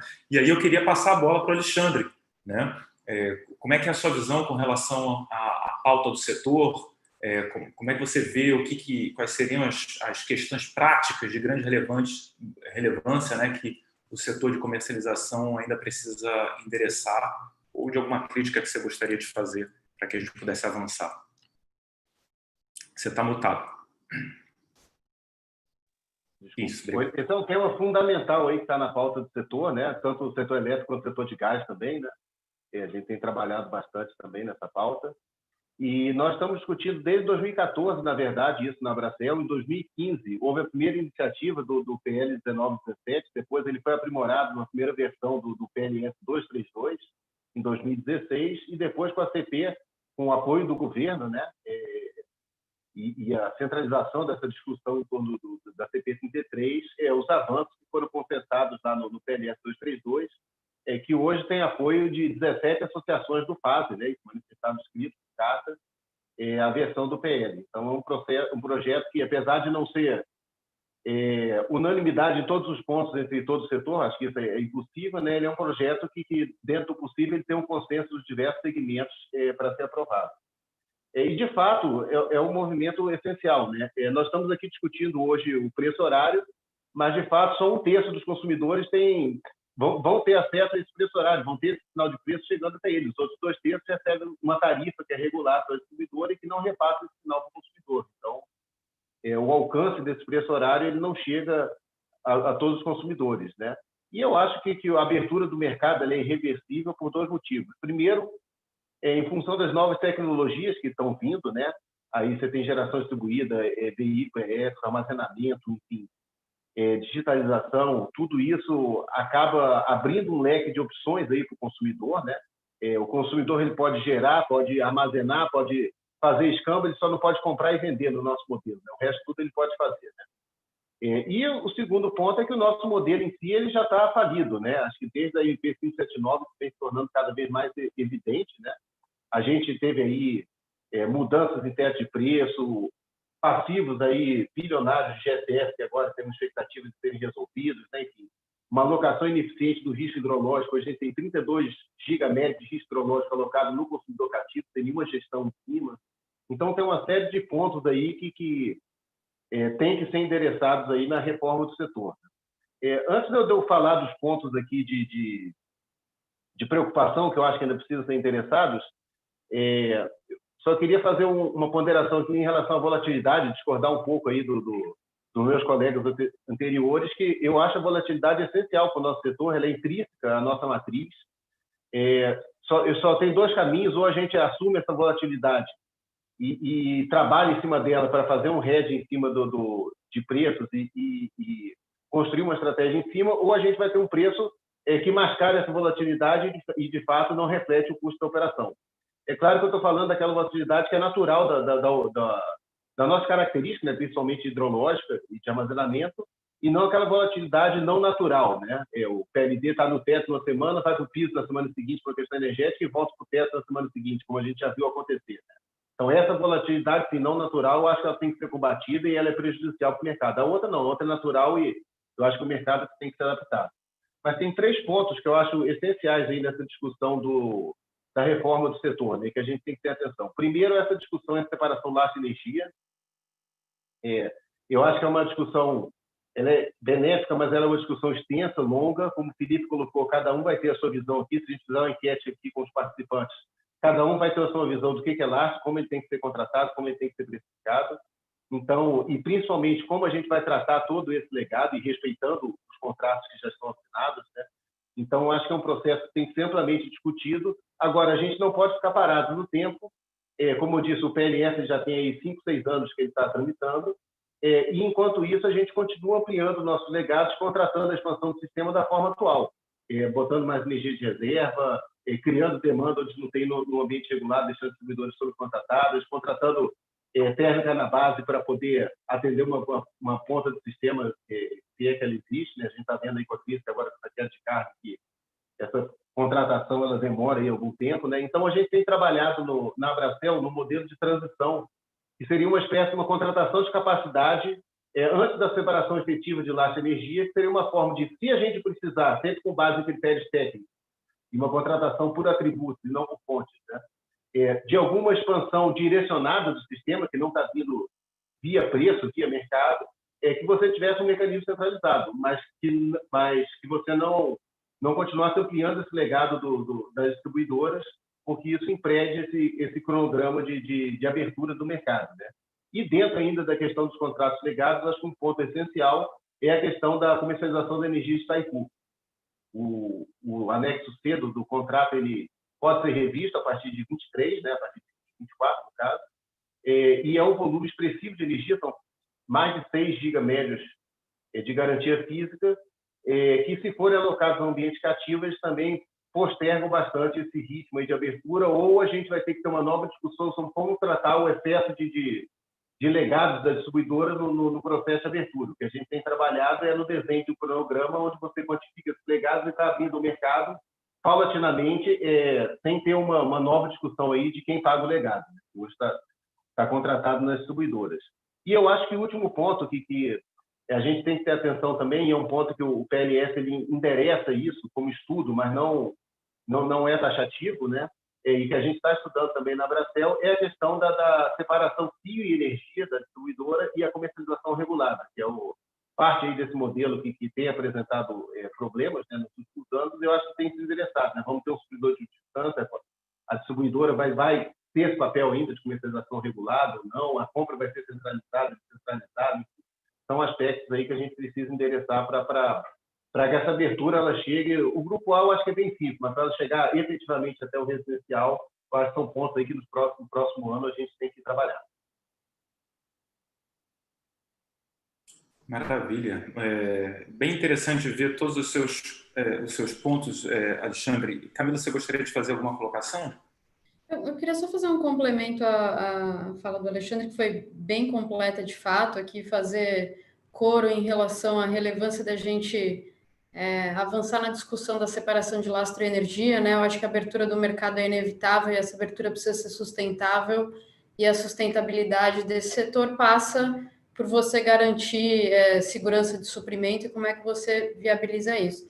Mas para dar um toque aqui, talvez um pouco mais no detalhe, e trazendo de volta um pouco a discussão no preço horário, eu acho que assim, quando a gente colocou a questão aqui, faz todo sentido, né, sobre a perspectiva da comercializadora, mas todo esse arcabouço que foi discutido na CP33 e que segue em discussão agora e do qual o preço horário faz parte, ele tem que ser eficaz para o setor como um todo, né? Então, acho que cada agente aí com seu chapéu tem que entender como é que isso está funcionando, e aí quando a gente começa a avançar, a gente começa a entrar no detalhe, né? Na discussão do preço horário, por exemplo, a gente já está entrando no detalhe, todas as outras discussões vai acontecer isso também. E aí, para dar um exemplo de um ponto que talvez ainda vale a pena endereçar nessa discussão, mas que é relevante, né? Que são coisas que surgem só quando você começa a implementar o negócio. Por exemplo, eu vou citar um caso aqui em que, imagina um cenário onde, na projeção para o dia seguinte, o CMO ele dá um pico por 1 hora, de modo que ele fique acima do CVU de uma determinada térmica, pode ser uma térmica, vou usar o exemplo nosso aqui, e depois, na hora seguinte, ou meia hora depois, ele cai, fica abaixo do CVU dessa térmica e dá um sinal de que, olha, essa térmica é mais econômico para o sistema que ela não seja ligada. E aí, de fato, essa térmica ela não é ligada. Né? O que acontece hoje que a gente entende que é um aperfeiçoamento aí que precisa ser discutido? Né? O preço está dando um sinal adequado, né? A térmica, o CVU ficou acima do preço da térmica por 1 hora, essa térmica tem restrições técnicas contratuais declaradas, enfim, ela não tem que ser ligada, o CMO cai, então você não liga a térmica. Agora, essas térmicas, elas estão, por exemplo, sendo enquadradas como indisponíveis para o sistema. Né? Isso é um ajuste fino. Né? Isso é um ajuste... Imagina se a gente agora vai discutir, dizer não pode ter preço horário por causa disso. Não, isso é um ajuste que a gente discute, um exemplo de algo que é um detalhe, mas é um detalhe relevante para um grupo de agentes específico e que vai acontecer em todas essas outras frentes, por exemplo, que o Alexandre colocou, e que a gente tem que ter um pouco de cautela e atenção também na hora que a gente começar a implementar esses pontos. Devolvo para você, Street, só para trazer essa viu aqui mais da geração. Obrigado, Camila. Realmente esse ponto do PLD horário, ele vai trazer para a gente várias dimensões de custos do sistema que a gente não está acostumado a ver. Né? Você teve até um artigo há pouco tempo atrás que eu escrevi, acho que no Valor Econômico, em que eu abordava um tema, por exemplo, das rampas. E aí eu mostrava lá que, olha, você pode ter um PLD que fica acima do CVU da térmica mais cara ou abaixo, pode ficar até negativo, né? É claro que você tem o piso e o teto, mas quando a gente tiver o PLD horário, você vai estar, de fato, revelando para os agentes que o custo de atendimento à demanda não é só o do recurso instantâneo, mas ao longo do tempo. Pode ser que seja mais barato você atender uma carga no dia somada um pouquinho maior, mais flat, do que uma um pouquinho menor na soma, mas muito volátil, né? Então, e o que está por trás disso? Por que isso aparece? Porque existe uma escassez de um recurso. Que recurso é esse? É a rampa. É um recurso tecnológico, né? E claro que aí entra o papel das hidros, aí entra o papel de possíveis baterias, quando essa diferença de preços começar a aumentar mais.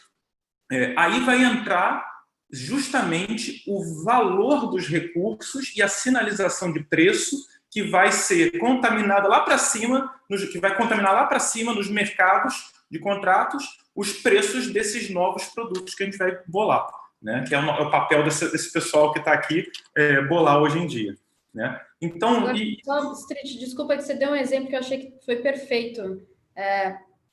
Só que da forma como está sendo feito hoje, eu acho que isso vai acontecer em várias outras frentes, porque é detalhe. Esse sinal de escassez ele está sendo alocado no gerador termoelétrico, que está sendo considerado como indisponível, quando na verdade não está. Então, a gente tem que, de fato, ir para o preço para dar esse sinal para você contratar recursos que consigam oferecer esse tipo de produto. Não, a gente vai ter que ajustar, inclusive, regulatoriamente, porque existem regras, por exemplo, se o PLD está abaixo do CVU, tem que pagar, não, se você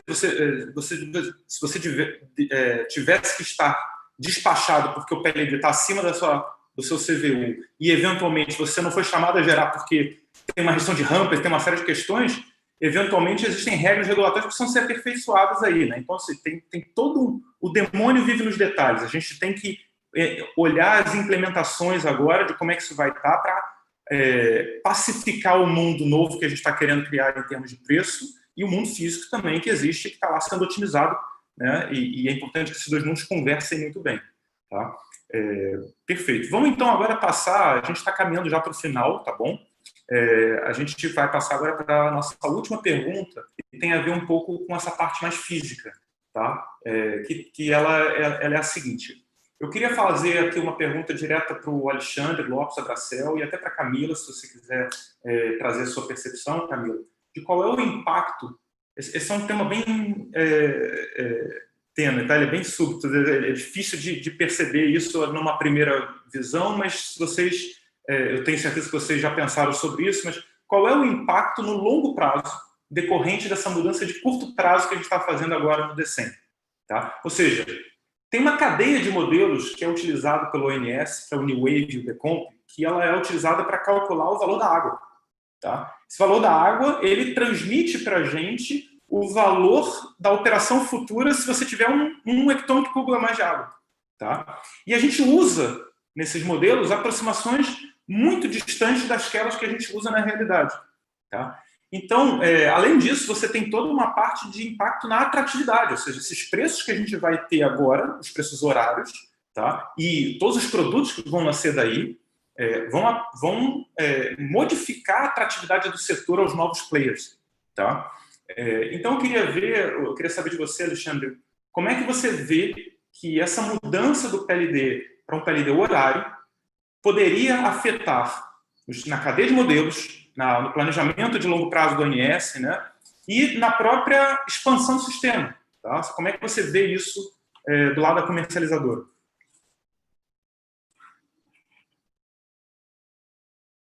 Você está mutado, desculpa. Terceira vez. Tudo bem. Eu acho que um primeiro ponto que a gente já começou a discutir é essa questão da contratação ou não de capacidade adicional para o sistema, né? Então, eu acho que até aproveitando esse gancho aí da crise esse ano e a queda do consumo, né?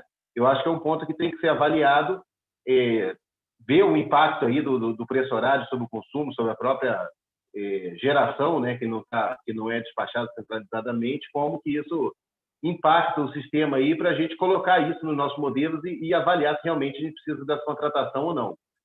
Eu acho que, caminhando com uma contratação centralizada de capacidade ou uma separação lastro-energia no futuro, eu acho que é fundamental a gente ter uma contratação por atributos, né, que são necessários para o sistema e não com fontes de energia, que a gente põe cada fonte que consegue oferecer aquele atributo para o sistema para competir.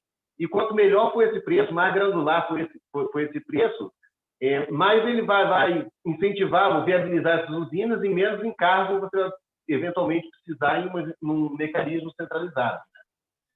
Então, acho que vai ter impacto, sim. É claro que isso aí, com o tempo, os modelos hoje eles não refletem esse impacto no longo prazo, né, da precificação horária. Então, isso aí, talvez, com a experiência aí do mercado, o aprimoramento dos modelos, a gente vai ter que ser trabalhado.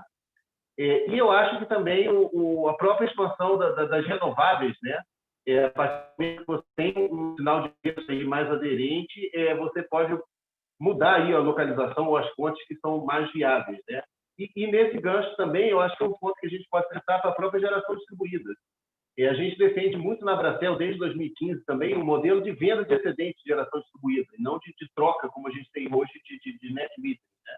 Então, uma fonte solar, como foi mencionado aqui, que se a carga do sistema está mais alta, o preço está elevado justamente naquele horário do pico da geração solar, porque não é um modelo comercial que incentive via mercado essa fonte, né, para os investimentos nessa fonte, e não através de não pagamento do fio ou outros tipos de subsídios cruzados aí que acabam distorcendo a viabilidade.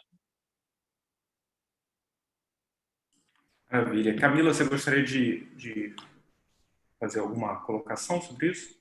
Street, eu gostaria de ouvir o professor Street respondendo essa pergunta. Tá bom. Tá ótimo. Obrigado, Camila. Você sabe que eu gosto desse tema, né? Então você já matou no peito e passou para mim, né? Tá legal. O que eu acho que é interessante ver? A gente falou aqui, o Carlos levantou, o Felipe levantou, o Fábio levantou e o Alexandre levantou a mesma questão da volatilidade, né? Esse foi um tema que está centrado aqui, que pautou muito da gente. Existem dois tipos, se você classificasse, de volatilidade, tá? A volatilidade correta, inerente à coisa, tá? E uma volatilidade artificial, que eu chamaria assim. Da onde vem essa volatilidade artificial? Vem de uma série de fricções que existem entre os modelos, por exemplo, tá? Acoplamento entre eles, inconsistência entre eles. Então, por exemplo, imagina só o seguinte experimento. A gente usa o Decomp e o New Wave hoje sem rede, sem uma série de coisas que estão ali interferindo, sem unit commitment, sem tudo isso que a gente está hoje em dia batendo, discutindo no DCEM, né? Então a gente está falando do DCEM. Hoje, a coisa que tem que ter, e lá no New Wave, lá no Decomp, nada disso tem. Mas o que é o New Wave e Decomp? O New Wave e Decomp é a sua visão de o que vai ser o DCEM no futuro, tá? Hoje em dia você erra, tá? Nesse cálculo 8.760 vezes no ano, tá? Quantas horas tiverem, tá? A operação futura que você imagina do sistema, nesses cálculos. E você faz isso ainda mais 5 anos para frente, para calcular o valor da água. E você vem com o valor da água que certamente é muito otimista com relação ao que é de fato, ao que deveria ser, ao quanto vale de fato. Se você pegasse o DC e encadeasse ele nos anos para frente, você ia ver uma coisa completamente diferente do que sai de lá, tá? E experimentem pegar o DCEM hoje e ficar variando o valor da água, porque vocês não conseguem mexer na função de custo futuro lá, que vem, mas experimentem variar um pouco isso e vai ver o que causa, tá? Então, acho que isso é uma coisa importante de você pensar, porque essa parte de longo prazo, que é o que seria substituída quando a gente migrasse para o mercado, por exemplo, por ofertas, né? As pessoas iam falar suas expectativas de futuro, tá? Não mais ela ia ser calculada com uma visão única, com um modelo único e com toda essa parafernália que a gente tem hoje, que é muito boa e teve seu papel na história do setor elétrico, tá bom? Mas que hoje em dia, e quanto mais a gente se torna volátil em termos de renováveis, já perde um pouco a capacidade de ser, tá? Como eu estava dizendo numa outra live, o pessoal vai ter que abrir o bico, em algum momento não vai aguentar e vai falar, pelo amor de Deus, bota o mercado, porque eu não consigo fazer isso tudo sozinho. tá? Da maneira que deveria ser feita. Tá? Então, se você olhar o que o New Wave diz para frente e de fato visse o que a gente faz, é muito diferente. Tá? E isso não poderia ser tão diferente, tinha que ser ajustado, mas não é, entendeu? E isso traz para a gente um sinal de otimista da água. Esse sinal de otimista da água fala o que para a gente hoje? Opa, utiliza os reservatórios. A gente abaixa o reservatório. Utiliza a água lá que você achava que teria. Não tem porque tem uma rede. Ih, não sabia que tinha rede, né? Porque ele acha que não tem rede lá para frente, acha que não é eletricidade, acha que é tubo de água, né? Então, toda essa falta de informação faz com que a gente tome decisões que são erradas do ponto de vista de economia de gestão do uso da água, do recurso mais importante que ainda é a água para a gente. Tá? E isso cria a tal da volatilidade artificial. Porque é como se você estivesse saindo, você fosse para a rua, chamasse todo mundo para briga, achando que tem um segurança para você, atrás, quando você olha, não tem o backup que eu achei que eu ia ter, não tem a água que eu achei que eu ia ter para me proteger. Opa, dispara as térmicas, e isso gera esse efeito ping-pong que a gente tem dos PLDs explodindo o tempo inteiro. Isso está publicado em diversos artigos. Eu mesmo sou autor de 2 deles. Tem, inclusive, uma versão em português para todo mundo. Está no site do LAMPS, foi apresentado no SNPTE. Está publicado na melhor revista científica de engenharia elétrica do mundo, que é a I3E, Transaction Power System. Esse é um tema que está claro. Tá? E a gente não está olhando. Isso cria uma volatilidade muito grande. Tá? E aí tem uma outra parte, na parte da volatilidade, que é a volatilidade correta, vamos dizer assim, que os derivativos poderiam interessar e tudo mais. Isso está feito no mundo já de uma maneira bem tranquila. Tá? Assim, existem técnicas de otimização sob incerteza que lidam com essas incertezas de maneira bastante saudável, né? Assim, otimização estocástica, otimização robusta. Isso tudo está embutido nas empresas todas. Todo mundo, o Carlos e o Fábio vão saber que todo mundo que faz trading de mercado futuro tem as suas técnicas de otimização lá dentro, né? Então, acho que esse é um lugar onde a gente tem que avançar muito ainda. A gente está falando muito do curto prazo e tal, mas não está vendo o efeito que essas mudanças estão gritando para a gente que devem ser feitas no longo prazo. Imagina o COP e o SEC de termoelétricas num leilão de energia nova, calculados com PLD, que vende um software que já não é mais, porque ele vai ser o D100, com todas as coisas que ele tem lá dentro que não estão lá. Garantia física, tudo isso precisa ser revisto. Tá? Então, esse é um ponto muito importante que toca na atratividade do setor. Senão a gente vive de susto atrás de susto. Tá? A operação de curto prazo está muito boa, mas a gente acha que amanhã vai estar muito boa, vai estar mais fácil. Quando chega amanhã, opa, tem rede, tem tudo, tudo mais, e dá esses picos. Tá? Eu acho que eu queria mover agora, se vocês me deixarem, eu falo aqui até amanhã, que é o problema do professor, né, que tem essa mania, mas eu queria passar um pouco agora para vocês para fazer as considerações finais. A gente falou de muitas coisas interessantes aqui, eu fiquei muito feliz de ver o que o Fábio levantou, que o Carlos levantou sobre as possibilidades dos balcões, inclusive das próprias bolsas, o lado que o Felipe levantou das possibilidades que os consumidores vão ter, o Alexandre levantou coisas interessantíssimas sobre como a comercializadora vai poder trabalhar para trazer o benefício para os consumidores, que no fundo é o nosso principal papel. Né? Eu queria ouvir um pouquinho de vocês, as considerações finais, como é que vocês estão vendo esse cenário futuro e qualquer mais mensagem que vocês queiram passar. Tá? Eu vou fazer aqui na ordem. Fábio, você poderia, na ordem que eu estou vendo aqui no vídeo, Fábio, você poderia trazer para a gente suas considerações finais? Claro, Alexandre. Primeiro, eu queria de novo só reforçar o agradecimento pelo convite, né, de poder participar de uma discussão tão rica aqui. Acho que o que a gente tira daqui é que é um momento de muito desafio, mas também de muita oportunidade, né? Acho que para o setor. Então, tem muita coisa ainda a ser feita, mas a gente tem alguns sinais de que as coisas estão caminhando para o lugar correto.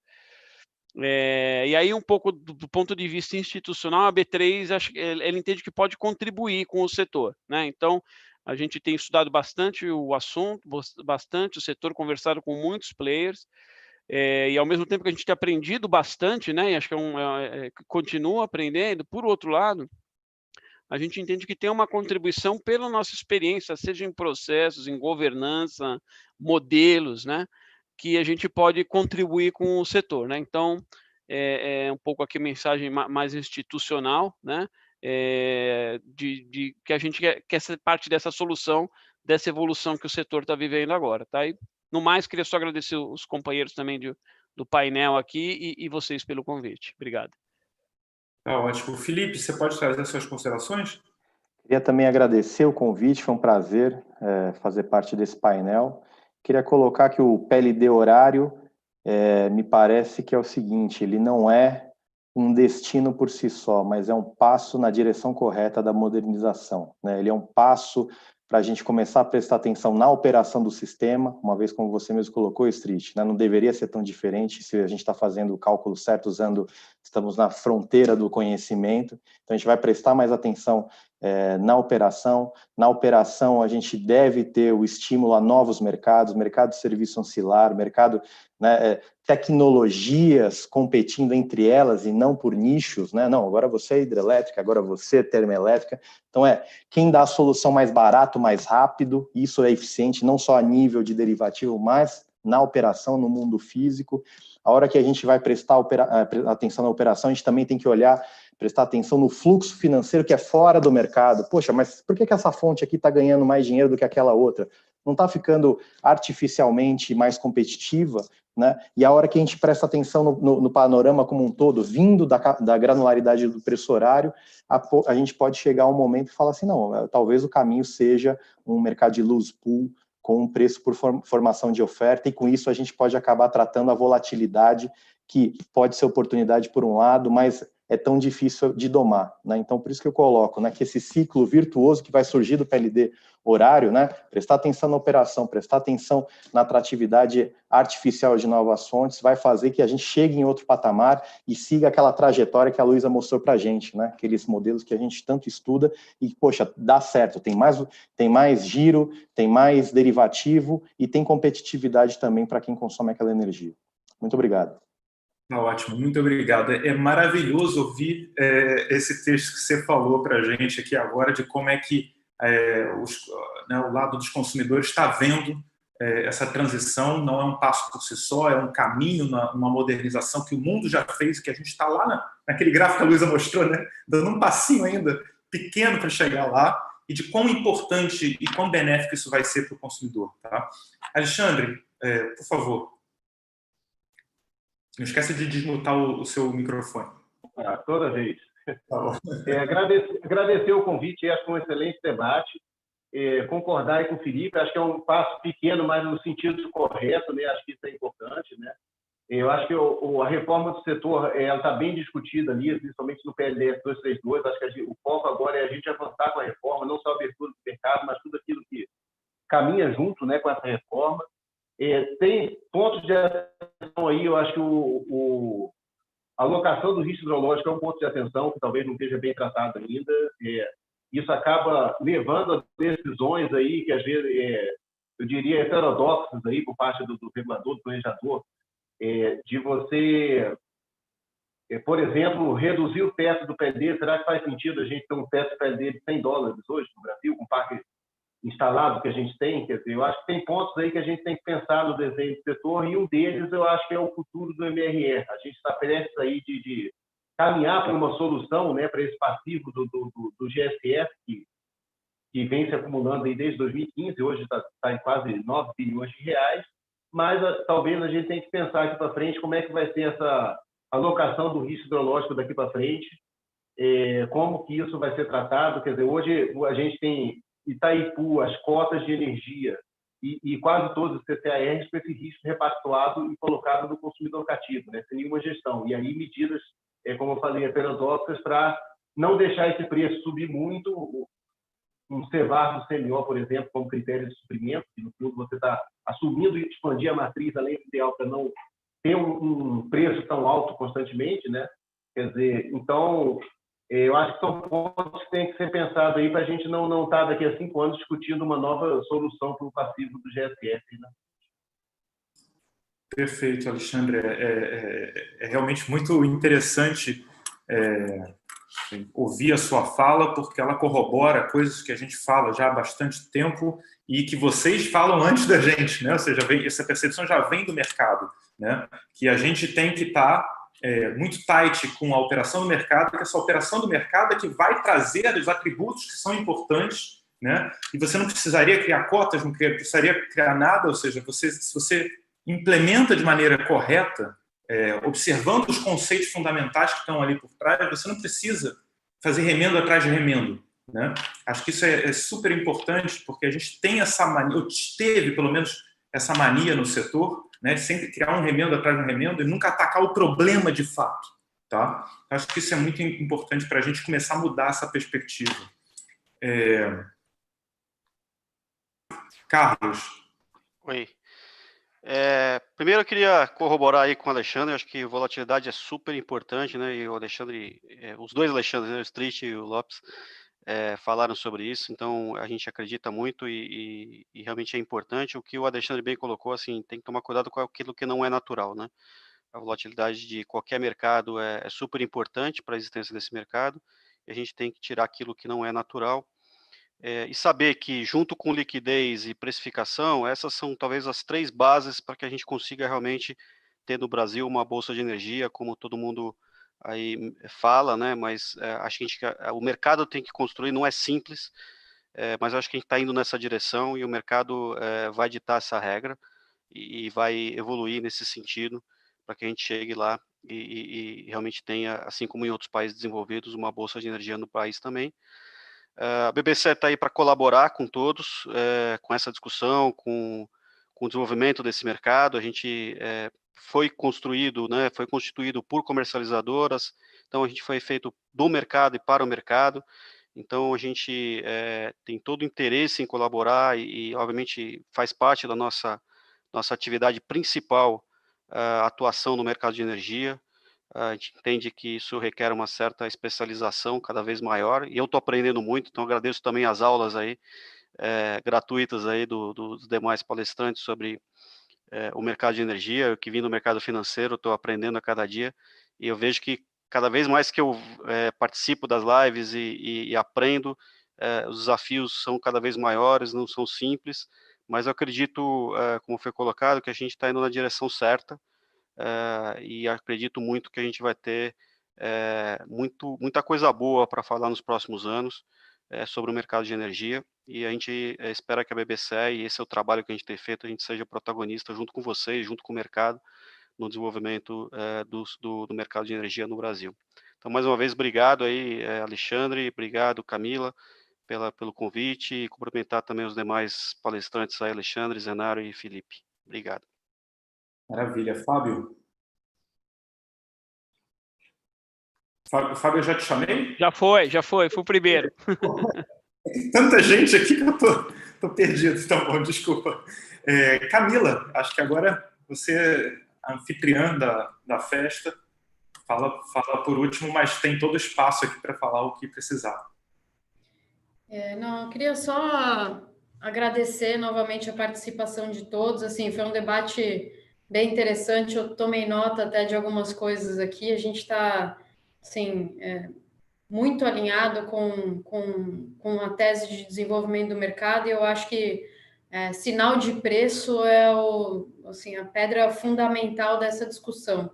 Então, foi bem legal. Queria agradecer novamente a presença de todos, agradecer o pessoal que está nos acompanhando online. Já são 1h48 de debates densos aqui, então agradecê-los e dizer que, assim, essa discussão, esse debate, ele certamente não acaba aqui. Ele está só começando, na verdade, trazendo um pouco para o institucional aqui também. A equipe da Enevacon está à disposição para a gente discutir soluções e novos produtos. O pessoal estava aqui me mandando mensagem no WhatsApp com ideias aqui, então quem está assistindo aí, se quiser entrar em contato e debater com o pessoal lá, vai ser muito bem-vindo. Maravilha, muito obrigado. Eu queria fazer esse fechamento aqui para agradecer algumas pessoas que não apareceram aqui, tá? Como a Carol. A Carol toma conta da gente aqui no Lamps, ela está fazendo um trabalho incrível dentro do projeto do P&D também. Ela, enfim, organizou, trouxe as perguntas, está liderando junto com a Luísa essa parte toda do benchmark internacional, da revisão de literatura. Vai sair para vocês um documento muito bacana, que não só vai falar da experiência internacional, mas também da parte acadêmica, revisão de literatura, tudo que existe, o arcabouço de que existe em termos de mercados futuros, de energia elétrica, vai estar ali bem delineado para a gente degustar depois de um tempo. Tá? Isso vai virar, inclusive, parte da dissertação de mestrado da Luísa, que eu queria agradecer bastante, porque ela fez um trabalho realmente incrível, que não está mostrado para vocês. Isso que ela mostrou para vocês foi só um resumão. Tá? Mas tem todo um resto que é muito importante e muito legal. Tá? Então, fica aí o meu grande agradecimento. E, por fim, um agradecimento também para a Ana, que é a nossa... na verdade, a Ana que manda na gente lá no Lamps, ela toma conta de toda a parte administrativa da gente, e ela que organizou esse seminário junto com a Carol, mas fez toda a parte da ferramenta. Então, acho que o mais profundo obrigado para esse pessoal do time do Lamps, que eu tenho um carinho e um orgulho muito grande também. Tá? E, por fim, Camila, um agradecimento especial para você, que está proporcionando com esse P&D não só a formação de pessoas como a Luísa, tá? Que você está vendo aqui, como ela se desenvolveu, tá? Ela entrou no mestrado, ela não sabia absolutamente nada disso que ela está falando agora, e você viu o grande salto que ela deu. Então, você está ajudando a formar as pessoas que vão ser as pessoas que vão aí, no futuro, tomar as decisões para a gente. Também quero agradecer muito a esse P&D, que está possibilitando a gente entender essas coisas no detalhe, e trazer para o setor elétrico um documento e ferramentas e tal de gestão de risco. Então, é o meu mais profundo agradecimento não só a você, Camila, que capitaneou aí o projeto, mas a Eneva, tá? Que está sendo a patrocinadora de um projeto tão bacana, e assim, eu tenho bastante orgulho dos resultados que a gente está obtendo. Agradecer também a todos vocês, Fábio, Alexandre, Felipe, Carlos, que fizeram uma discussão incrível aqui, vocês trouxeram os pontos importantíssimos, tá? Que, enfim, ressoaram bastante aqui dentro das coisas que eu penso, dentro das coisas que eu ensino, e com certeza esse vídeo vai ficar aí para um monte de gente que vai ter mais contato com as problemáticas do setor e de um momento histórico de transição que a gente está tendo. Né? O PLD horário está para sair e não sai aí desde 2000. Né? Desde 2001 e 2002 a gente já falava disso, e agora a gente está dando esse passo. Então, é um momento bastante histórico, espero que, de fato, se concretize e a gente possa virar a página para o próximo desafio. Tá legal? Muito obrigado, gente. Eu me despeço. Um abraço a todos vocês que estão aí observando a gente no YouTube também. Um abraço para todos vocês e obrigado pelas perguntas. Milhões de perguntas que eu não consegui responder aqui, tá bom? Porque eu avançou muito a hora, tá bom? Um abraço para todos vocês. Meu e-mail está à disposição de vocês. Entrem na página, a gente pode conversar por e-mail. Um abraço, gente.